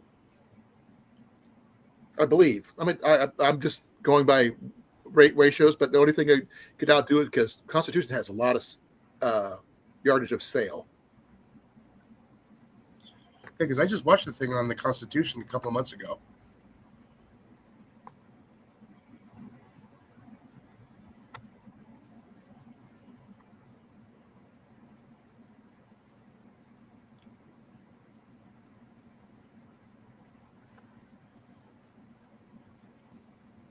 Oh, excuse me. Wow. U.S. Constitution is faster.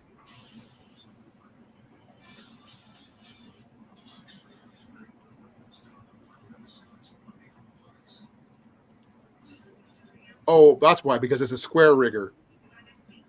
That's the reason why. They go 13 knots in that on the Constitution. That's pretty quick. That is pretty quick. Without an engine, yes. Remember, the Constitution is a big ship, but it's not that big. So I think because they use that Bark Eagle as a training vessel, Mhm. so basically they'd use the Bark Eagle to learn how to do it, and then they'd send people to the Constitution to get the big ship stuff. Yeah, there are certificates and. But the Bark Eagle's the flagship is a 295-foot ship, the flagship of the Coast Guard. That's a big boat. It is a big boat.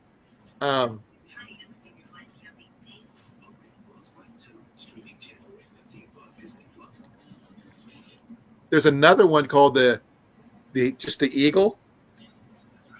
Is the same size as the Bark Eagle. That is the Bark Eagle. Okay.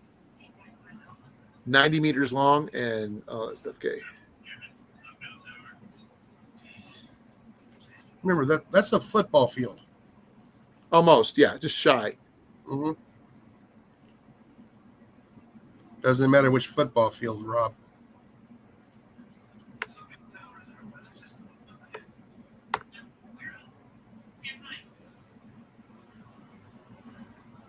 No, that's really weird. They say 15 knots, whatever it is for the Constitution. 13 knots for the Constitution, but 16 knots for the Bark Eagle. It is a more modern ship, obviously, but still. It was built in 1936, so it's a little newer. Still, with the Constitution, with a deep draft and a wide draft, Right. a large displacement, it's still moving Oh, yeah. compared to a streamlined draft, which will, cut through the water easier. Well, they said it can turn up to 70 degrees. So basically, that's a pretty good, turnaround. Yeah. Now, I'm not sure how long the Constitution is.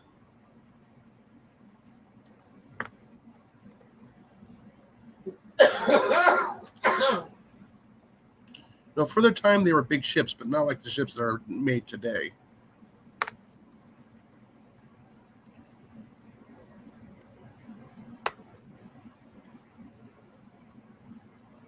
Well, not like the flat tops of today. They got, 5,000 people on them.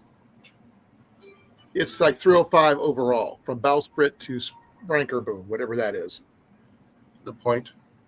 Yeah.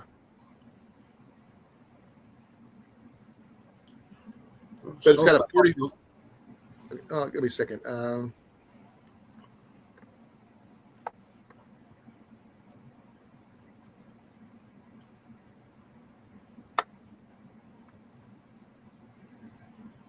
Yeah, the Constitution Ship Forest is a 50,000-acre forest in Indiana that provides the oak trees to do maintenance of the USS Constitution. Nothing like those old hard oak trees. Yep, they're white oak. Yep, cannonballs just bounce right off of them. Well, I think they might, change the ammo a little bit in our situation. Yeah. Now, that to be fair, if something like that happened and we required to use these ships for actual what they were meant for, No, they wouldn't survive. well, I mean, the thing is, say we wouldn't be able to use gunpowder for some unknown reason, or any kind of explosives because of the chemical stuff. Something's wrong with the chemicals that won't work. If we were used to be, we're stuck to using gunpowder, strictly gunpowder. The shot would probably be different than what they did back then. The compression ratios would be higher because we could build them better because of the math and everything. We could probably even iron plate the hulls a little bit if we had to. The Constitution is called Old Ironsides for a reason. But who knows?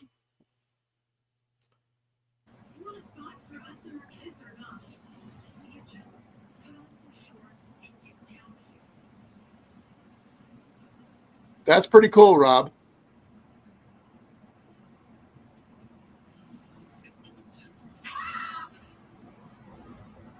Yeah, I think Rob would be conscripted into the Navy if something like that happened. But he's got to choose who's gonna follow.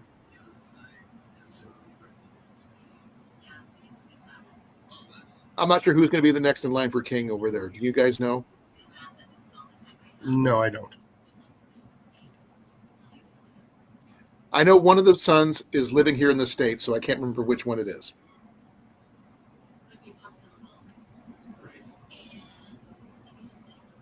By the way, I have heard there is one cargo ship that uses a modernized spinning sail. William, okay. So William's here in the States, and then Harry's in England, or was it the other way around? Oh, William is next in line. Okay. Most people would probably, most of the guys I read, even in my books, would follow William anyway.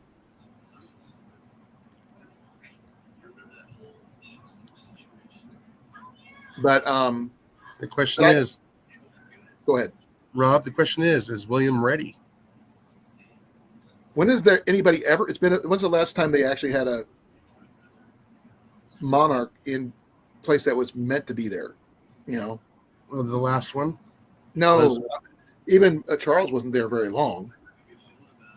Charles is having health issues. That's what I mean. I mean, Elizabeth, she was raised to be queen.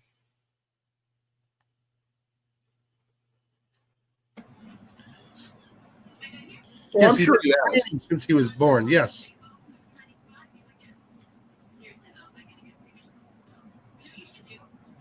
No, the stubs probably still wouldn't work.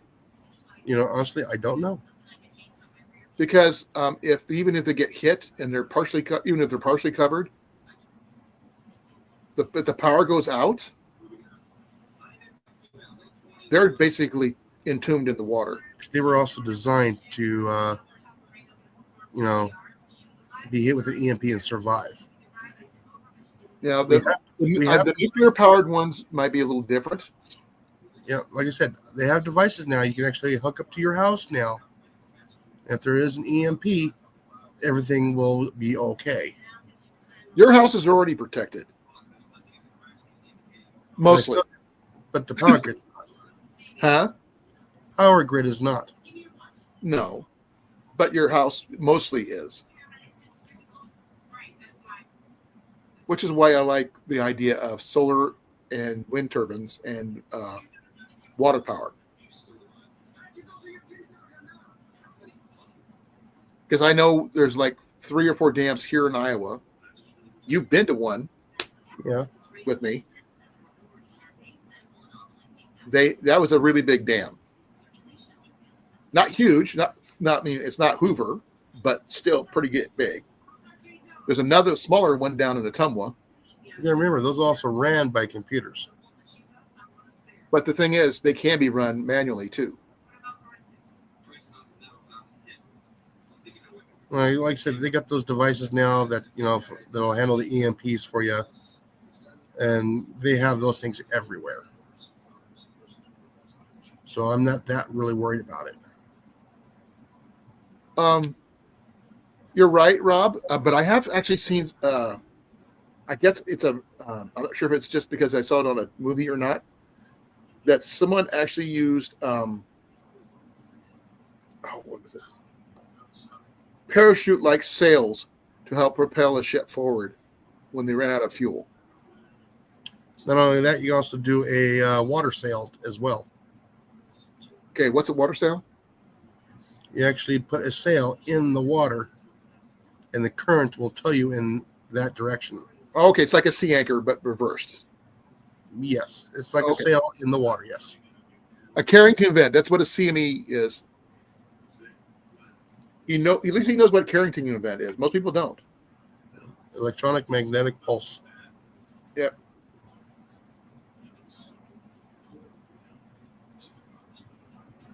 It's mostly a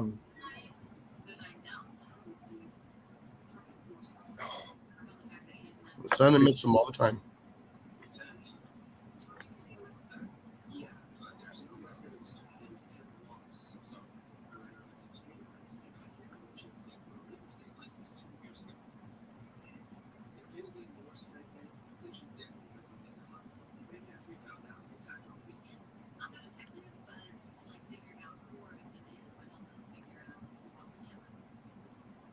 Coronal mass ejection is what CME stands for. Yeah. I just think of big giant solar flare. That's it. The sun does that all the time. Yep. And the biggest one that was around was the Carrington one. Now, there's been minor ones since then, all over the planet. Yeah, but if you have a big one like they had back in the 1860s, that's where the Carrington one was. Yeah, that melted all of the cables and started wildfires. Telegraph wires melted. Yep. Now, if something like that happened now, we're boned. I would here's the thing. If we were set up like they want us to be in 2032 for all having electric vehicles. Yeah, I know. Which makes no sense in my book. Because colder weather kills electric vehicles. Oh, yes. So does heat. So extreme heat like Arizona, New Mexico, and places like that, parts of Texas, would kill. Colder places, north, like Iowa or and higher, would kill it. They're not practical here. Well, like I said, the city of Tempe a while back got electric buses. Guess how long they lasted? About a week. Nah, a couple months. Then they just they fried. Yep, they were done. And the cost of the batteries were more than the buses were worth. You got it. Which makes no sense. Now, having a diesel vehicle is a little bit more practical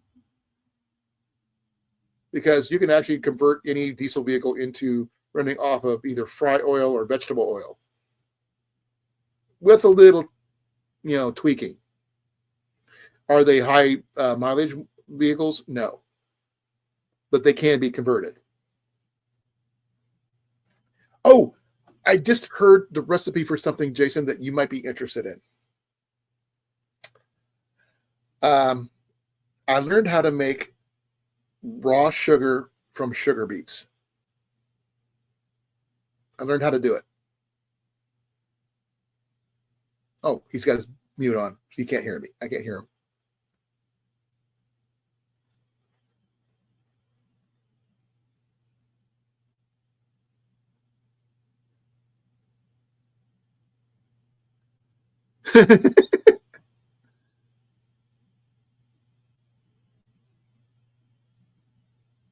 Yep.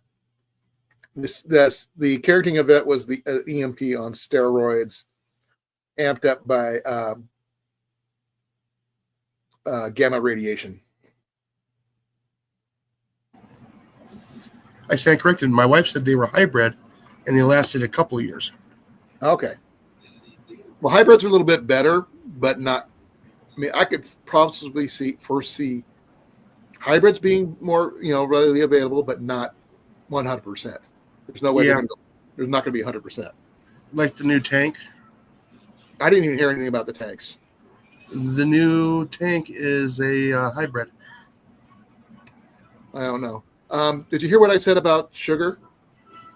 No. I found out what it takes to make a pound of sugar. A lot.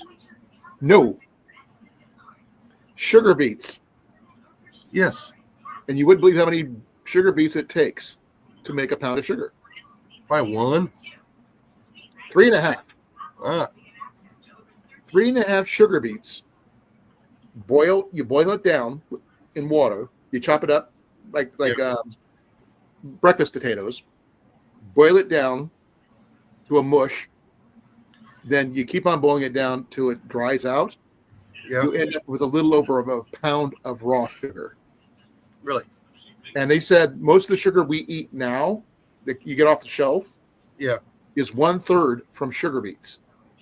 And remember, it's also bleached. Well, the thing is, you can make your own sugar that way. If you can get three, or about 10 pounds of sugar beets, you can make about 10 or 20 pounds of your own raw sugar. Yeah, you can do the same thing with honey. Honey, I would not mess with because honey in its raw form is more useful. No, you just use the honey as a sweetener. No, because it's just, I mean, to me, I've tried it. It's not quite the same.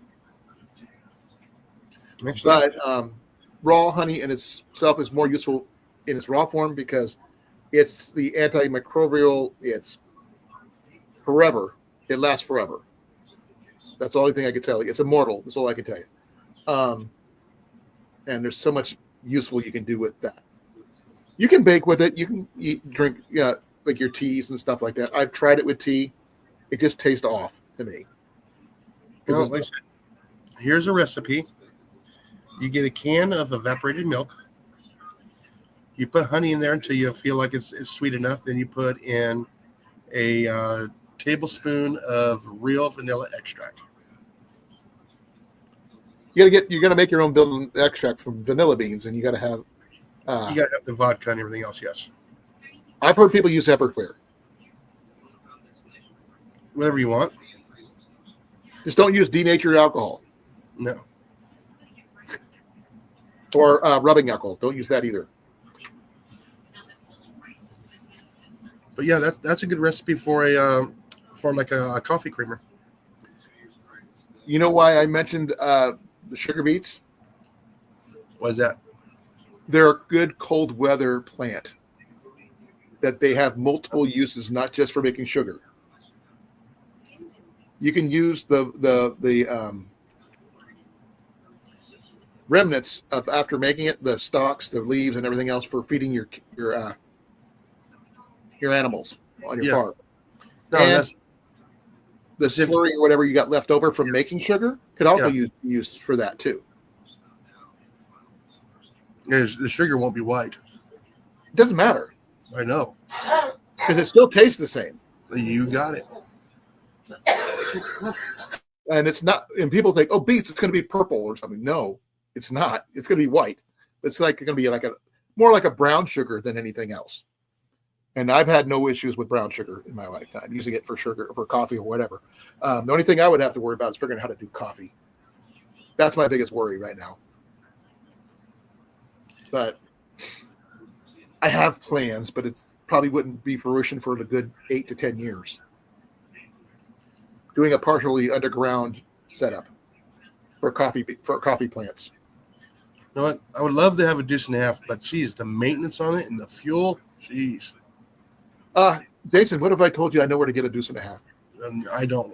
I would love to have one, but I won't get one. I can't afford it.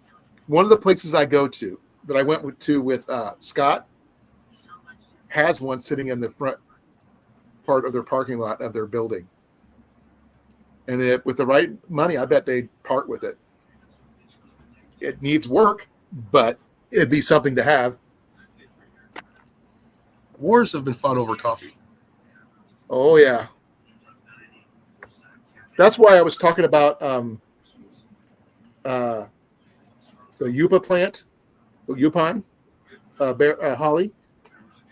It's got it's the most naturally caffeinated plant that they grows here in Iowa. It's got 1/3 the caffeine of coffee, but it's naturally occurring here in the States. Mm-hmm. And I take 1/3 the caffeine than no caffeine. You know? It means you can drink it all day. Exactly. Now, I don't know what the flavor of it is. I don't know what the harvest rate is, but you would have to stagger it, obviously. But it's a bush, basically, just like coffee beans are. But until we figure out a way to get coffee from various places, because I know California in limited quantities grows coffee. I know for a fact that Hawaii grows coffee. I've had it.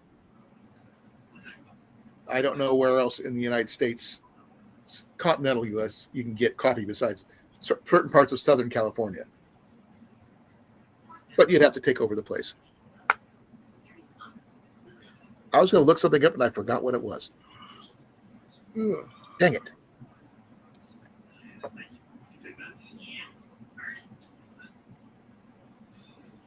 Now, I don't know what England would do if they didn't have tea. They go to war to find it. Where do they get their tea from? India? You know what? Honestly, I don't know. Probably India or China or probably one of the countries along the equator.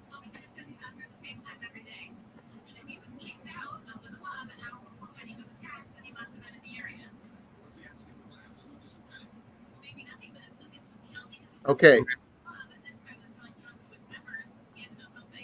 Most of our coffee comes in from Latin America and Central America.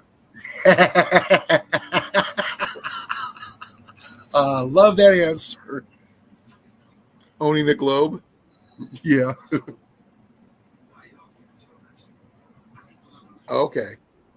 There's no way you're going to England going to take over India. They would outnumber you 1 billion to 1. Literally. Well, they used to own India. Yeah, but they didn't. The populace was a lot less then. Now they're not. I think India's got like 3 times or 4 times as many people. Yeah. I know they have 1 billion plus. I know they got tea coming from what was it, Vietnam, all those kind of places.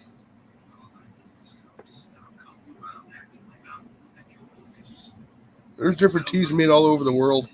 Yeah, we get ours from Japan, China, India, Argentina, which we can actually, that's on our side of the globe. Really? Sri Lanka, Argentina? Indonesia, Taiwan, Vietnam, and Thailand.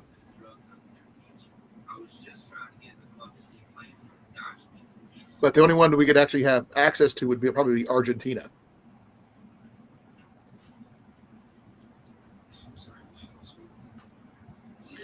But you can make tea almost out of anything. A lot of people don't realize that. Oh, yeah. Everybody just likes to get their regular black morning tea. I like my orange pekoe black tea. I drink it same like I do coffee. It's actually a little stronger than coffee in my books. But United States also imports coffee from Vietnam, Indonesia, Guatemala, and Honduras. But in in the United States, yeah. Hawaii. That's what I was thinking about. God, you know what? That stuff is nasty, Rob. Oh, actually, I forgot all about Puerto Rico. Puerto Rico actually has some coffee. Yeah, you can do your mint as well. Well, mints can be done anywhere. Yeah. Because we have mint. You can walk down any woods and you can smell mint. You know where it's at just by smelling it. Same thing with onions, wild onions, same way. All you need is your nose. No, I don't think onion would make a good tea. No, but wild onions is better for you than not. It's like chives, basically. Pine needle tea, while very high in vitamin C, not necessarily the tastiest of teas. Pine pitch. Pine pitch is good for everything. Yeah, no, not for the taste buds. No, but it's good for making glue. It's also an antiseptic properties. The possibility for making glue. I'll be right back.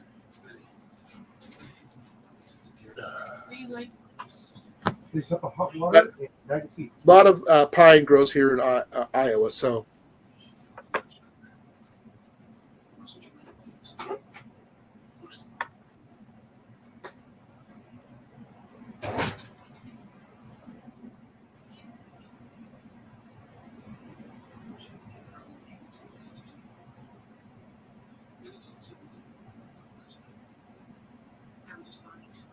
Eastern white pine is the best one.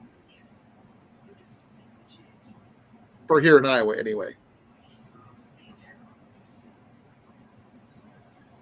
You can also use loblolly, Virginia, and longleaf pine as well. Pine needle tea is full of vitamins A and C and has essential oils, acids, resin, and starch. So it can be it's anti-inflammatory, antibacterial, and antimicrobial properties too. So,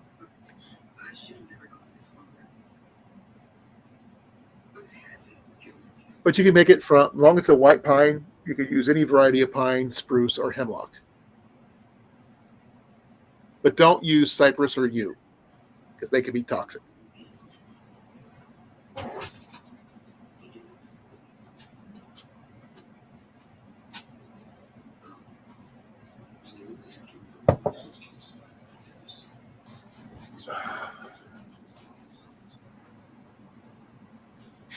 All the trees that are native to Iowa, Jason, Yeah. are white pine, which are all the ones that they use for making pine needle tea. This is my favorite tea. Red rose? Yep. Like rose Well, hips? actually, I should say my favorite black tea. Is that got rose hips in it? Yeah. So that's good then. That's rose hips are very high in vitamin C.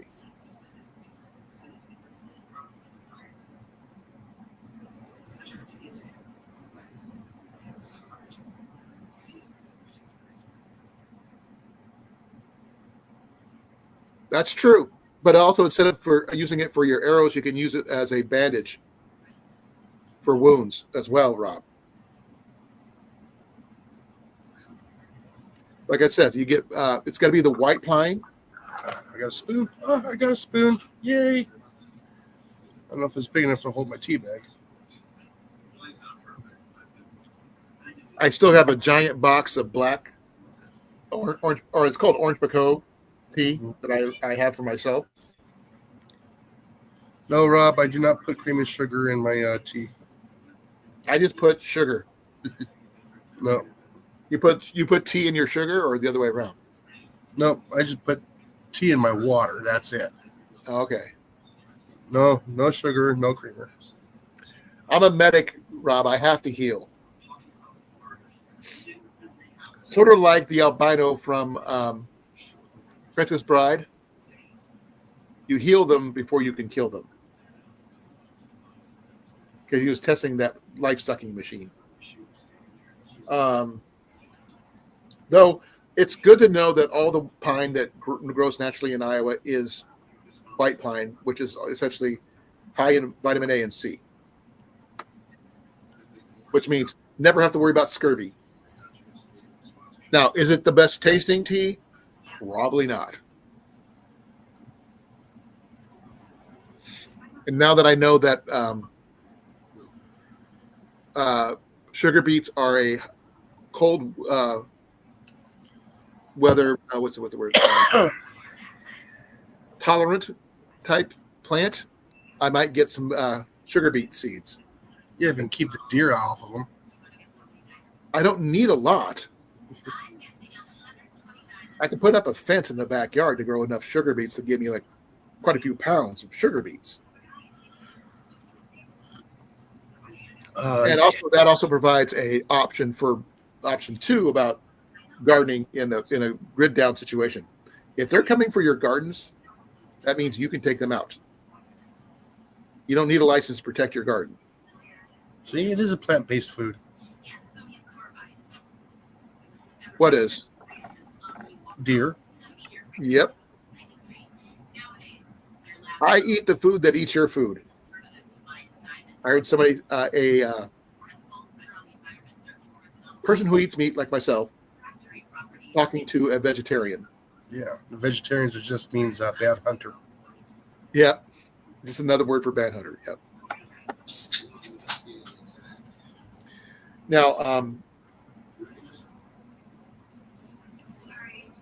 let's see here, because 1 acre of sugar beets is a lot,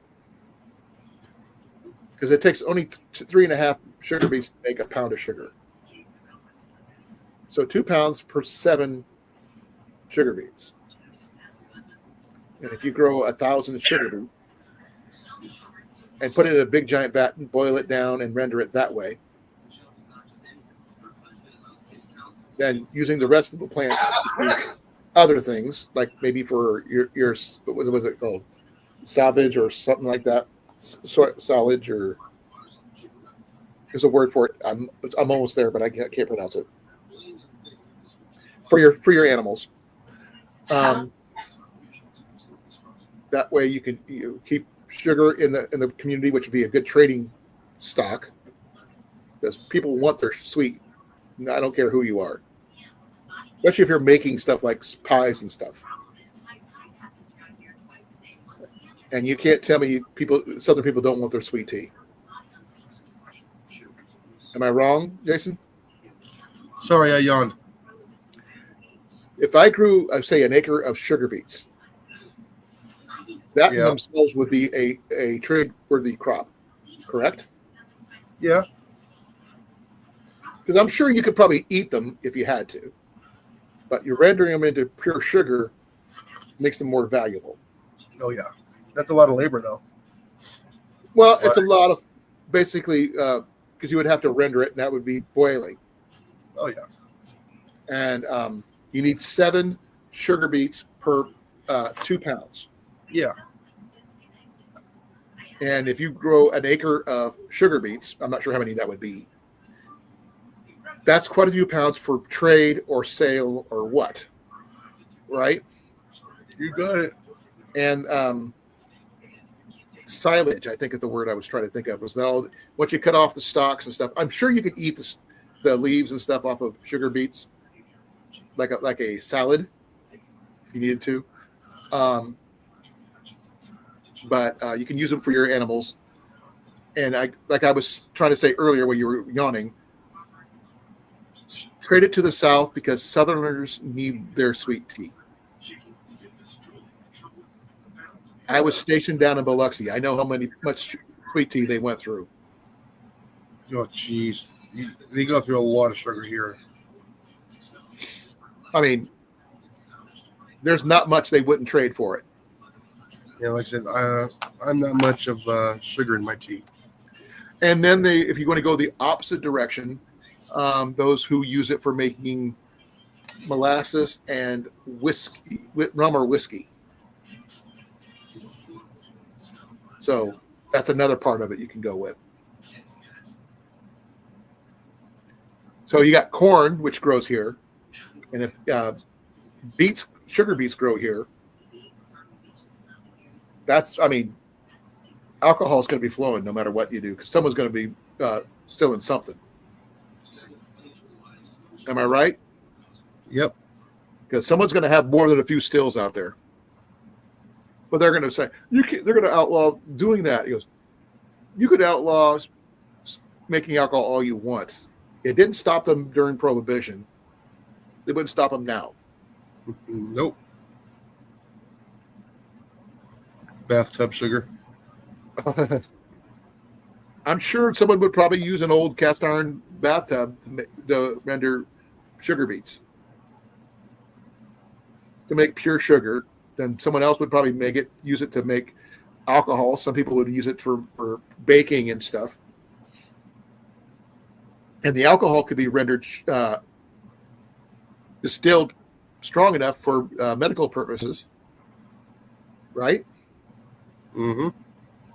For both antiseptic purposes and anesthetic purposes. I didn't think about any of this until today, so I'm just following the line of thought because that's what I would use as a medic, trying to think of alternative ways to do the stuff I would normally do. Because I would not have access to my rubbing alcohol or any other sterilization methods besides boiling our equipment, which would be like things would be in the water all the time, especially if you had to do surgery or whatever, which I'm not a surgeon. Could I do it? Probably. Don't want to. I am a healer rather than inflicting, but I know where to put a bow. I can put an arrow where I need to. What's the one crop you would grow, Jason, in a CME type situation?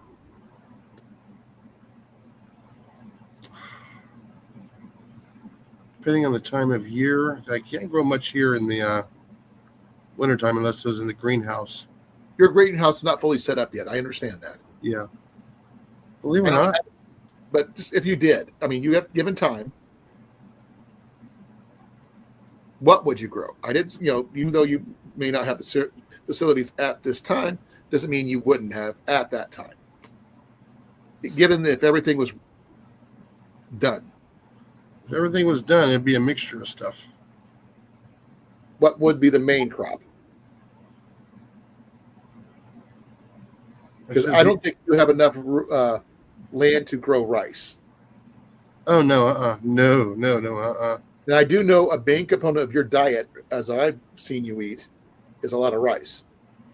You need a lot of land to make rice. Right. Now, Iowa's too far north to do a decent crop of rice. We got lots of rice growers in Louisiana and Mississippi. Right. Now, Iowa and Kansas and Illinois and area, there's corn's growing everywhere. Same as soybeans. So we're always going to have those. Now, in a grids down situation, we may not have as many because of the mechanization being gone. Because if it was the summertime, I would probably do squash, zucchini, something that produces quickly. green beans? Green beans, yeah, stuff that does quickly. What about peas? Yeah, Any pod type yeah, vegetable? beans, stuff like that. Yeah.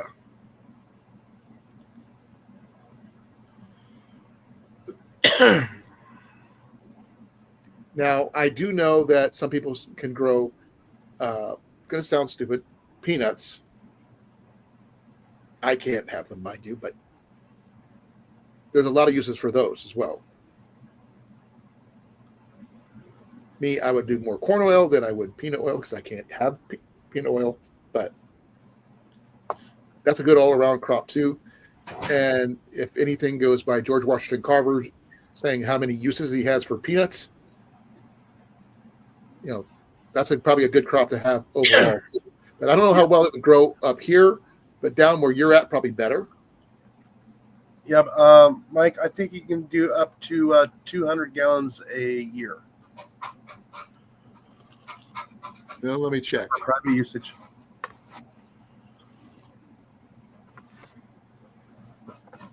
Wine, I don't know, but I know you can do that with beer.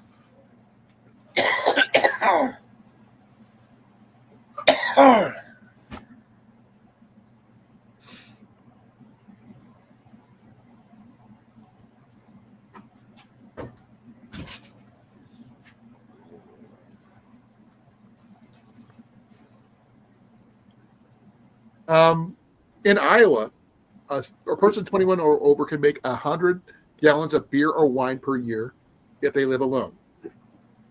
If there are two or more adults in the household, they can make up to 200 gallons a year.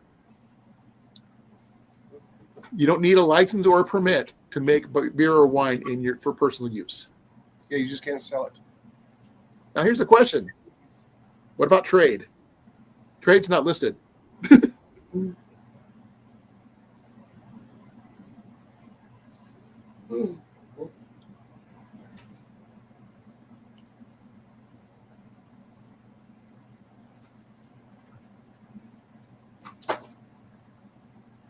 So they noticed that they said beer or wine. They didn't say anything about hard liquor.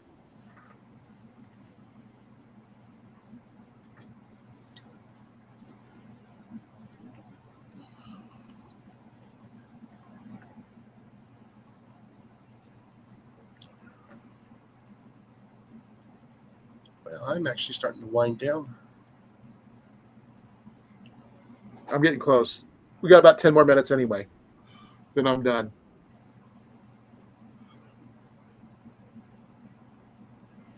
Yeah, but we can't make hard liquor at all.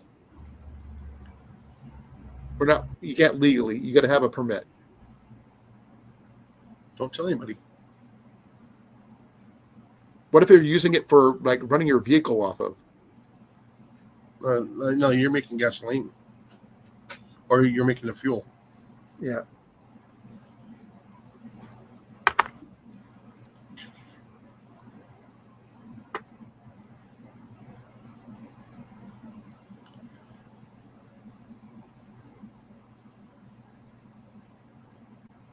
Oh, that is crazy. What? Okay. For drinking, you can't make any. Right? There's no way you can do it without not legally. In Iowa, there's no specific legal limit on the amount of hard liquor or alcohol you can produce for personal use for fuel per year, as long as you're not selling it. As long as you're not violating any other alcohol production or possession laws. The only thing is that it's not generally recommended because of the personal safety concerns, but they're not regulated. Yeah. So it's not for human consumption. No. As long as it's not for sale. And there, you got to check the local your regulations, obviously. But if you're using it to put in your vehicle, it's good to go. As long as you follow all the guidelines, you're good. Yeah, I create biofuel for a living. I know guys who did it. I mean, there's this one guy I seen on TikTok that's making his own plasticine. Okay. It's distilled fuel from plastic. Yeah. Basically, he's refining plastic back into fuel because it is made from oil anyway. So he's making plasticine, which does run a vehicle. I have heard that it's not good for long-term use in vehicles because of the lacquer issues that may arise, but it is an option to recycle the plastic back into fuel, which probably would make things a lot easier in the long run for certain things, because there's tons and billions of tons of plastics out there that could be recycled. And making it into fuel already made for fuel, there you go. But how much does it cost to revert it back to a fuel? I'm not sure. Let me check here. Hi, Cecilia.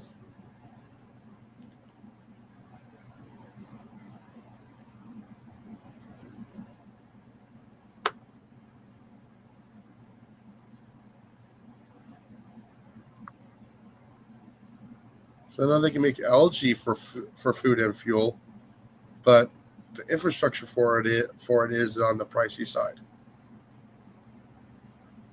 Okay, it says fuel created from waste plastics using high temperature combustion process. The plastic is heated in an oxygen-free environment, the temperature of 350 to 400 degrees Celsius. Yeah. The thermal energy breaks down along the long chain polymers in the plastic, creating a new fuel or new liquid or gas fuels. Resulting fuel can be used as diesel, gasoline, or other types of fuel. The challenges are that only certain types can be used, only certain type of plastic, and that's pretty much it. So you'd have to have the heat high enough, be able to create a heat high enough for. That's a lot of heat. Yeah. Yeah, we're talking almost 900 degrees. Sort of like a blast furnace. Well, blast furnace would be a little higher, but if you use it in conjunction one of those to help the heat off of one of those furnaces for they're smelting ore and stuff, you could save money by doing both at the same time. Technically, it's just the cost and the fuel to revert it back. I mean, is astronomical. Yep. Hey, Cecilia. Just get at those high temperatures. We're going to be out of here in about 4 minutes, folks. 5 minutes or 4 minutes and 45 seconds. We have gone the gambit of topics, and alternative fuels and other things kind of took precedence today. So don't ask me how that happened. We started off with archery and survival, didn't make it that far. Went into alternative stuff, the U.S. Constitution, and everything else in between. Now we're on plastic fuel, but I actually learned quite a bit today. I mean, I literally found out about the sugar beet thing last night. For those people who didn't hear what I said, 3.5 sugar beets boiled down makes 1 pound of sugar. If the sugar beets are large enough. Well, that's why you got to get proper sugar beets, not just any beets, but sugar beets. And they're generally about that big. So 7 sugar beets makes 2 pounds of sugar. It will not be refined white sugar, but it will be sugar you could use for baking and any other use you normally have for sugar. And it will be crystallized sugar. It'll be the same shape of the sugar you get now, just not the same color. Might even be a little purple, depending on the case. I don't know if it would be, because I thought the beets I saw were white on the inside. So could still be white, could be like an off-white, maybe almost brown sugar.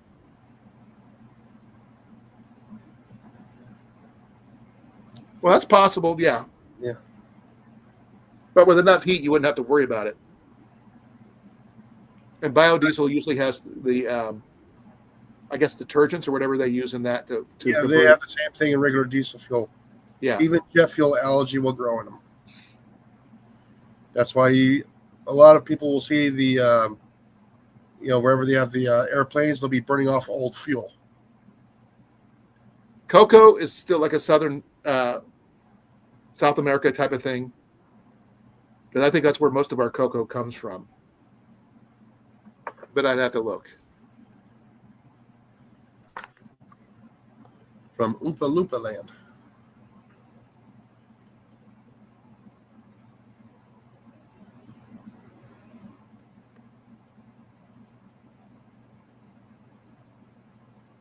Actually, closer than I thought. Cote d'Ivoire, Ecuador, Ghana, and the Dominican Republic. So the Dominican Republic is a lot closer than most places.